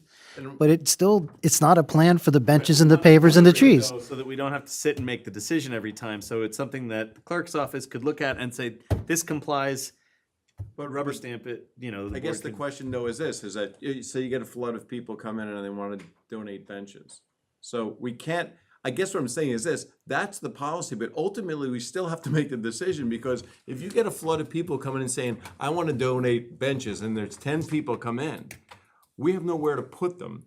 So we still have to make the decision of, okay, when do we stop taking the benches and we redirect them towards something else? So what I just getting to is, yes, we have a policy, and the policy is essentially open until we get to the flooding point where we can't take any more benches, we can't take any more pavers. So, but we can write that into a rubric. Like, you could no, say, but we already have that, because as the policy already says, the board makes the decision. We don't have to accept it. right, yeah, but we could. I think the thing we struggle with, correct me if I'm wrong, is that decision-making process takes time and energy and opens us to accusations of, you know, favoritism or whatever. So if we write up, and we probably wouldn't be able to cover every single thing, but I'm not talking like a 10-page document, but, you know, a short document that says we can accept, we've identified 12 locations where a bench can be placed. You know, we're doing 2 a year on a first come, first served basis. If you're the third person who requests a bench that year, you can, you know, get ready for next year, or you can, maybe we can redirect to something else. Same thing with trees. Like, we can identify Rowe Park has 5 spots, Donahue Farm has 10, you know, the waterfront has 3, whatever it is, and say, okay, that's it. And we're gonna do it every year. We'll do 2, first come, first serve, you know, and. But isn't that its own policy, Bill? That to me is, like I said, there's 2 parts to it. One is, what's our policy on accepting donations writ large? Right. And then the other piece is, how do we decide which ones to accept or Bill, reject? should the first one just be as simple as one line, that it's all subject to board approval? That Well, you would have that's to the get? policy. That's in there. That's what I'm saying. That's in there. That's a done deal. If we pass this, but then we're just gonna sit down and have the meetings where we decide on a case-by-case basis. But we don't have that. Correct. We don't. I mean, it's, You know, maybe you don't need this policy at After all. this meeting, we're gonna have. no, seriously, over the past 12 years, I mean, we had we had land, we had some benches. Dave, you would probably know it, and some trees. Can it be over a dozen things that have been donated? How many per year? If you had to guess, how many donations? Last year we did, I think, 2 trees and a bench. The year before, or no, we did 2 benches last year. Yes. We did 2 benches down the riverfront, one for Tom Dames. Tom Dames. And that essentially tripled our bench output, because we had 4 there before. We have 6 total now, right? In Virginia. 6, including the one next to the gazebo, which is the one that's not, it's the stone one. 4. Total? I thought it was, Yeah, we have the one steel bench, yep, then Dames, yep, Virginia, Yep. and Harry Hoolis. okay. Which is actually a granite That's what I'm saying, the stone one, yeah. Got it, okay. So it was that flood from last year that started this, because people started approaching us on the street and saying, Yes. I noticed more and more benches, and then you got another request that we had to deny. Yes. So it suddenly seemed like a glut of requests. Yes. Maybe we can get them to put plaques on their picnic tables. Yeah, but people that want benches, they want benches, and that's the problem. It becomes, you can't direct them to another project and say, hey, what do you think about this? It's like, no, because they got one of those, I want one of those for my family. That's the tough thing. So, all right, well, we're not passing anything tonight. You did send back with your comments on it? Okay, I'll take a look at that and we'll revisit that at the next work session. Is that fair? For the final time. For the final time, yes. Yes, all right. Because, I mean, I'm good, like you said, I'm an agnostic. I'm good with what Bill and Jim have we've come to this general agreement here about it. It's just, well, general agreement that it's gonna be subject to board determination, but do we want to put a restrictive clause in there? I mean, I would favor Think it. about it. You would? All right. Everybody Five of us think on the about board. it. Schedule it for a final vote Yeah. next month. Yeah. All right, Gene, it's on the agenda next month for a vote, which means a work session. We will hammer through this. I'll read it, and Dave, Rich, I'll look for your input on it. We'll go from there. Okay. All right, this one is gonna be a quick one, because I know that some meetings were changed, but, Mr. Carmona, I know that you and the attorney for the village and the deputy mayor have been talking about a meeting for the temporary storage container on private property. That's correct. We got a schedule. We're gonna get to a policy there pretty soon. Right, Correct. and I think, Yes. we had set a meet, The 25th. Okay? All right. yeah. All right, sounds I good. can- All right. Jim and Manny, if I could just talk to you, make sure I have the right date. April 25th, 5 o'clock. Right? Yes, that's correct. Which is Monday. Yeah, that's Monday. Okay. All right, next item of business, Kovac, Nuvac, BLS, ALS service, and Chief, I hate to disappoint you, but we will be discussing this in executive session as soon as the regular meeting closes. All right? All right, all I can say about that now, let's see, is this the last one? Yes, the last one on other business. And we'll do this one quick too, because I know it's getting late. Storm King Engine 2 parking lot.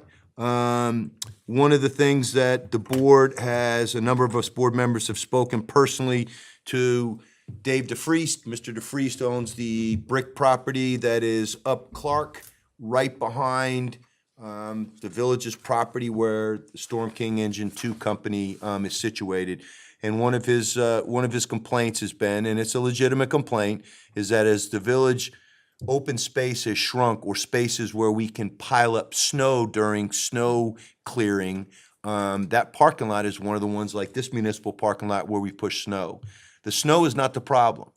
What's the problem is the stuff that we use to treat the roads, the salt. And so Mr. DeFriest has hired an arborist and a specialist in flora and fauna and all the other technical folks that have tested the soil and things like that, and we know that the salt is leaching up that property. I went up there with a number of people, including the DPW superintendent and the water superintendent, to look at this, to look at some type of drainage system there to help with the snow melt, and to look at some other options for where we put our snow. Mr. DeFries is amenable to us planting some trees. But if we plant some trees there to replace some of the ones that he has lost, and as they die, they become havens for the bad kind of insects, and the woodpeckers take up in them, and the trees are becoming a danger now for falling. And it looks bad. I get it.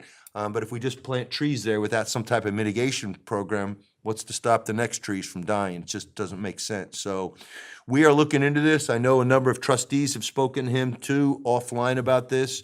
I guess the last thing was recently when Eugene cleaned up the parking lot. Chief Trainer, I know you're aware of this, but I guess the guys blew the stuff off, which again, he's asked us not to do.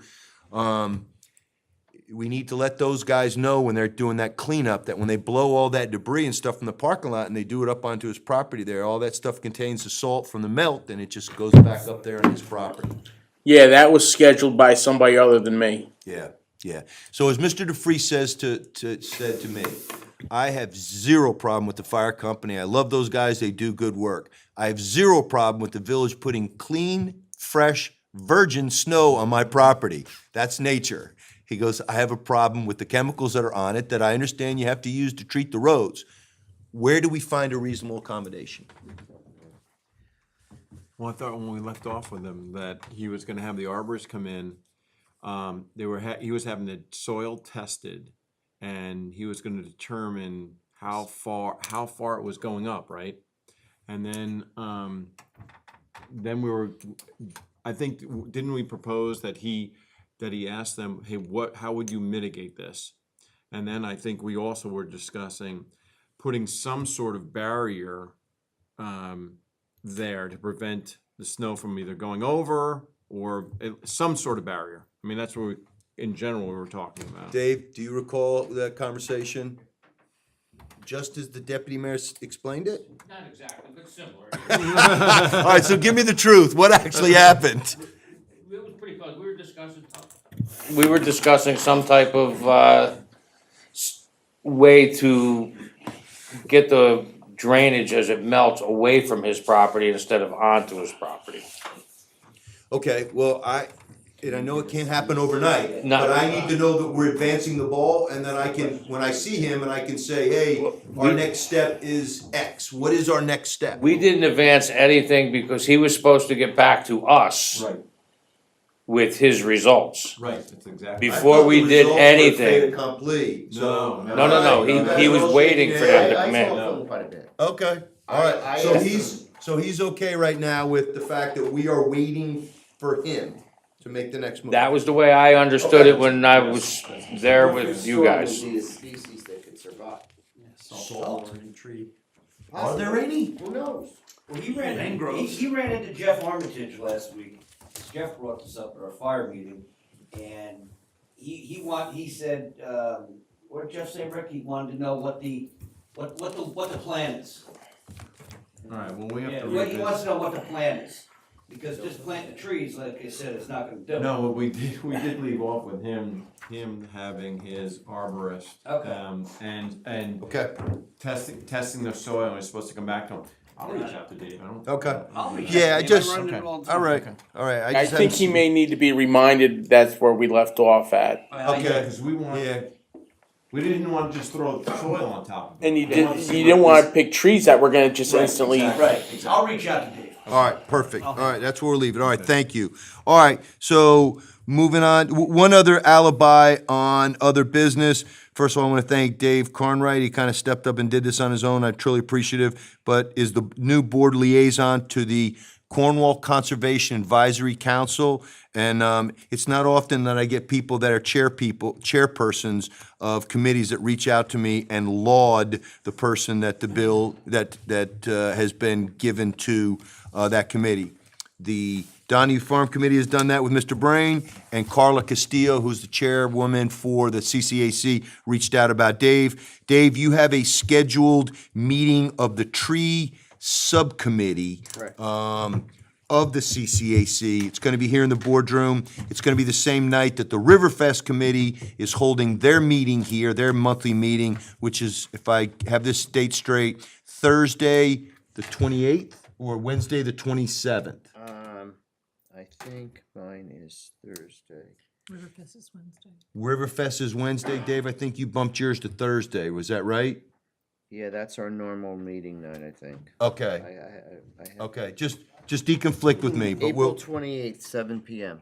okay, the 28th is Thursday, so Riverfest is Wednesday, and that's Thursday. Okay, outstanding.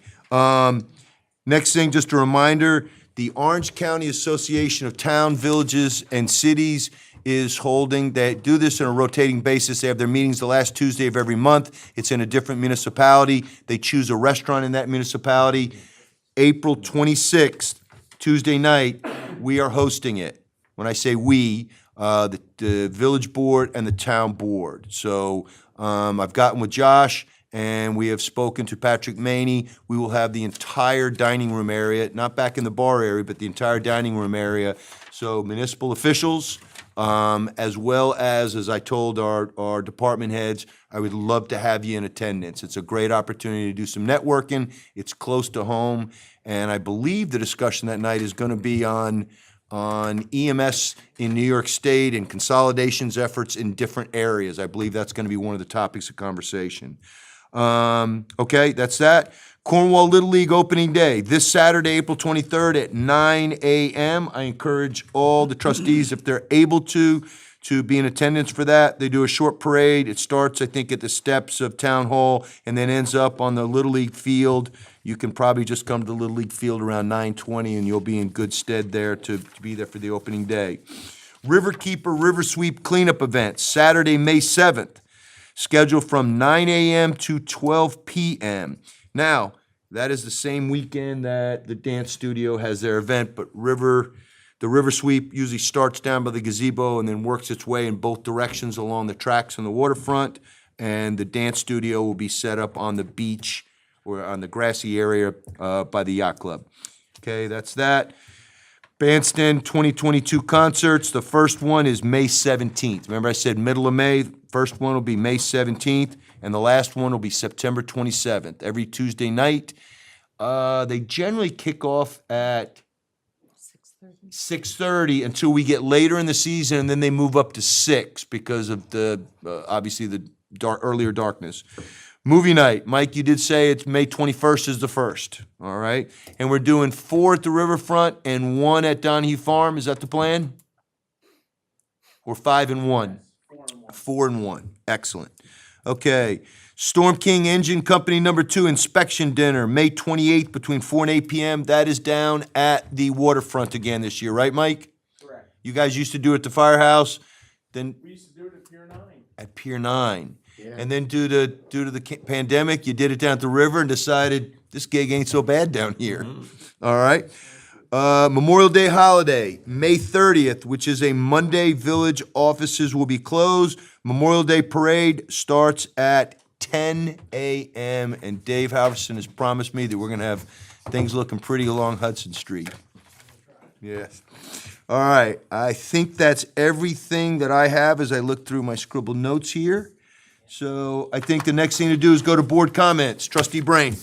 My wife swears that the daffodils are gonna get mowed. She says they're gonna mow them, and I said, no, they will not. They can be mowed. They will not be mowed. They can be mowed later. None of the DPW guys are talking to me anymore, is all I know. And Dave Alverson did say to me when we came up with this idea that Mrs. Barbara Gazda was the impetus behind and said, I can't be weed racking around 1,700 daffodils. And I said, Dave, don't worry. These are early spring opening and they'll die before the grass needs to be mowed. Look out there now. And Dave goes, I need to mow. So we'll work around it for a little while and then. We'll use the roadside mower when we're finally able to do it. But they're up and they look nice. They do look nice. And a lot of people have commented on them, generally. And I would like to thank Trustee Gaylord for lending me these glasses, because I would have a bad headache right now if I'd been reading like this all Those are night. good looking glasses. And that's it from me. All right, moving on to Trustee Gaylord. I'm good. All right, moving on to Trustee Carnwright. I'm good. Deputy Mayor Kane. Thanks to the fire department for the Easter breakfast. It was excellent as always. good. Thanks to the fire department, actually DPW and the Cornwall Yacht Club for putting the boat docks in, and then and obviously water department for all the hard work you guys did with the valve work, and last one, thanks to Barbara Gaza. I think they did a lot of hard work, and I think they have. Despite the fact that gentlemen at the DPW may not like it as much, I think they do look nice, as Bill has said. So. All right, I'm just going to say ditto to what the deputy mayor said, to keep that simple for the village clerk, and he said it better than I could. So kudos to all the people he said kudos to. All right, last but not least, public comment. Anybody that wishes to speak can step to the podium. Please state your name and your address, and you'll have 3 minutes to speak. Yes, sir. 13 Paula Court. Just to add some of the things that you've already mentioned, the breakfast was wonderful, and I appreciate Storm King Engine building community all year long. The Yacht Club did a great job helping us once again with the docks. pushing those pilings into the riverbed. The river sweep. The Riverfront Committee will also be doing a little bit of weeding and planting of perennials the same day as the cleanup. And one last item, there is a bench on the other side of Dock Hill Road, Dock Hill Creek, that was put in by folks who had given us the property. I think that there's plenty of places throughout the village to put trees and benches. We just have to think about it. That's it. Anybody else? Mr. Joya? Lightning round. All right. Okay. Just, I went to the town board meeting last week, and, the Mailer Avenue situation there with the speeding is a huge deal for them. And there's a pretty active community dealing with that. And I had made a suggestion based on an observation that I've noticed, not just in the town, but in the village and many other places, that these radar speed signs that tell you how fast you're going rarely have the actual posted speed limit next to that sign. So there's no reference, yeah, we can all just say, we understand it's 30 miles an hour, but I think it's better I think you'd probably get better compliance out of those things if people had a reference point of what the benchmark is. And so, someone driving says, oh, it's a 30-mile-an-hour zone, I better slow down, I'm doing 72. It's a quick little thing. And they did it and on mailers, so they added that. So that's that. The section, the snow mitigation behind the fire department, I would just offer up maybe researching the London plane tree, which is a variant on the sycamore, and it was bred in the 19th century specifically as an urban tree that was resistant to road salts. So you'll see in New York City, London plane trees, every tree that you think is a sycamore in the city, in Brooklyn, they're all over the place, in Central Park, in London, which is where they were first bred.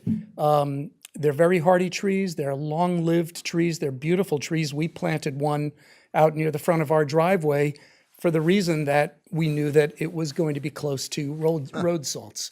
So I think it's a good candidate. I think you should look at the London plane tree. Got it. Okay. See, I knew there was one, Rick. Yeah, and then the other thing that's just fascinating to me is water. I mean, I know we spent a lot of time talking about it tonight. It's so complex and it's amazing. And Mike, you've done it's crazy. I'm really humbled by it all. But a while back, we had talked about, you had mentioned a couple of possible projects. I mean, in terms of your 5-year master plans, now that we've got BlackRock up and running, maybe it's time to revisit, or maybe you already have the idea of the turbine for hydroelectric, so that we're taking that plant off of the electric grid, and that's ultimately a revenue producer. So it's an expense, but it's a long-term, it's a revenue producer. I mean, you've got huge expenses. The water infrastructure is always going to require that. We've got old pipes and valves. The other thing was, I think you had mentioned once that you've perked that site, and it's actually potentially a great possibility for municipal wells at that site. And anything that can wean us off of the New York City water, which is, I know, so much more expensive. Maybe in terms of a master 5-year plan, maybe that's an investment which long-term saves us money. So, obviously we're always going to have the emergency repairs. There's kind of no way around that, but I think we can also do smart investments that are proactive. Thank you. Excellent points. I know one of the points you brought up about the speed signs. I know I talked to the chief about this, and Johnny Pena, our sergeant, is the one that actually does the moving. And we were looking to move it around. Chief, we still have one, or do we get a second one? Are we gonna potentially look at getting a second one? Because the questions I have is there people that want one here, somewhere here, as people enter into the village, and then one by the school. So right now, the police department moves around the one we have. And you're right, it's hard because the places that you can post them, there might not be a speed limit one. Yeah, so I'll take a look at that. That's a good point, because I look at my speed as I'm coming through too, and I have an idea what the speed limit is here, but if you're coming from out of town, if you're one of those little, those Mitsubishis or Porsches that those guys drive through, or those motorcycles, they don't know. Or from Tulsa. Or from Tulsa, for that matter. All right, so I think that's it. Any other public comment? Hearing none? Sir, no? Okay. Hearing none, I am going to propose a motion to close the combined or conjoined village work session and business meeting of April 18th. May I have a second? Second. All in favor? Aye. Thanks, everybody, for coming. Board, stay tight, because we have a meeting. I promise it won't be long. Board, hang tight. We're gonna stay in here? Yeah, let's just stay here, Bill. I'm just gonna run to the back. Session. Yep. Yay, business. The work session is the 9th. Business meeting. Good. Where we're gonna meet? I'll be right back, guys. Hey, This Annie. one I've had. Why don't you just meet Hey, down in your office? Listen, But that's two I meetings, forgot to Gene. bring Oh, let me this ask up. Joe. I was kind forgot of to assuming bring I would this meet you up. down there, but let me ask Joe. We may borrow his expertise at a CACC meeting if he's working that night. Well, it's, your I meetings are might have him Tuesdays? come in Thursdays. You work Thursday night? Oh, Perfect. Hey, keep I in might mind, need you folks, for these like mics are 5 still live. minutes to answer. So what we're working on is a tree ordinance. Have you ever enforced any tree ordinances in any of your other jobs? See? So I said, I will get Manny to stop in, because we're gonna meet here, to stop in and maybe, I'll give you a list of or I told him, make me a list of questions, and you can either stop in or you can just answer them, or you could just send me an email. But thank you, man. I appreciate it. I appreciate it. Yeah. I said we got somebody who's done this, so. Good.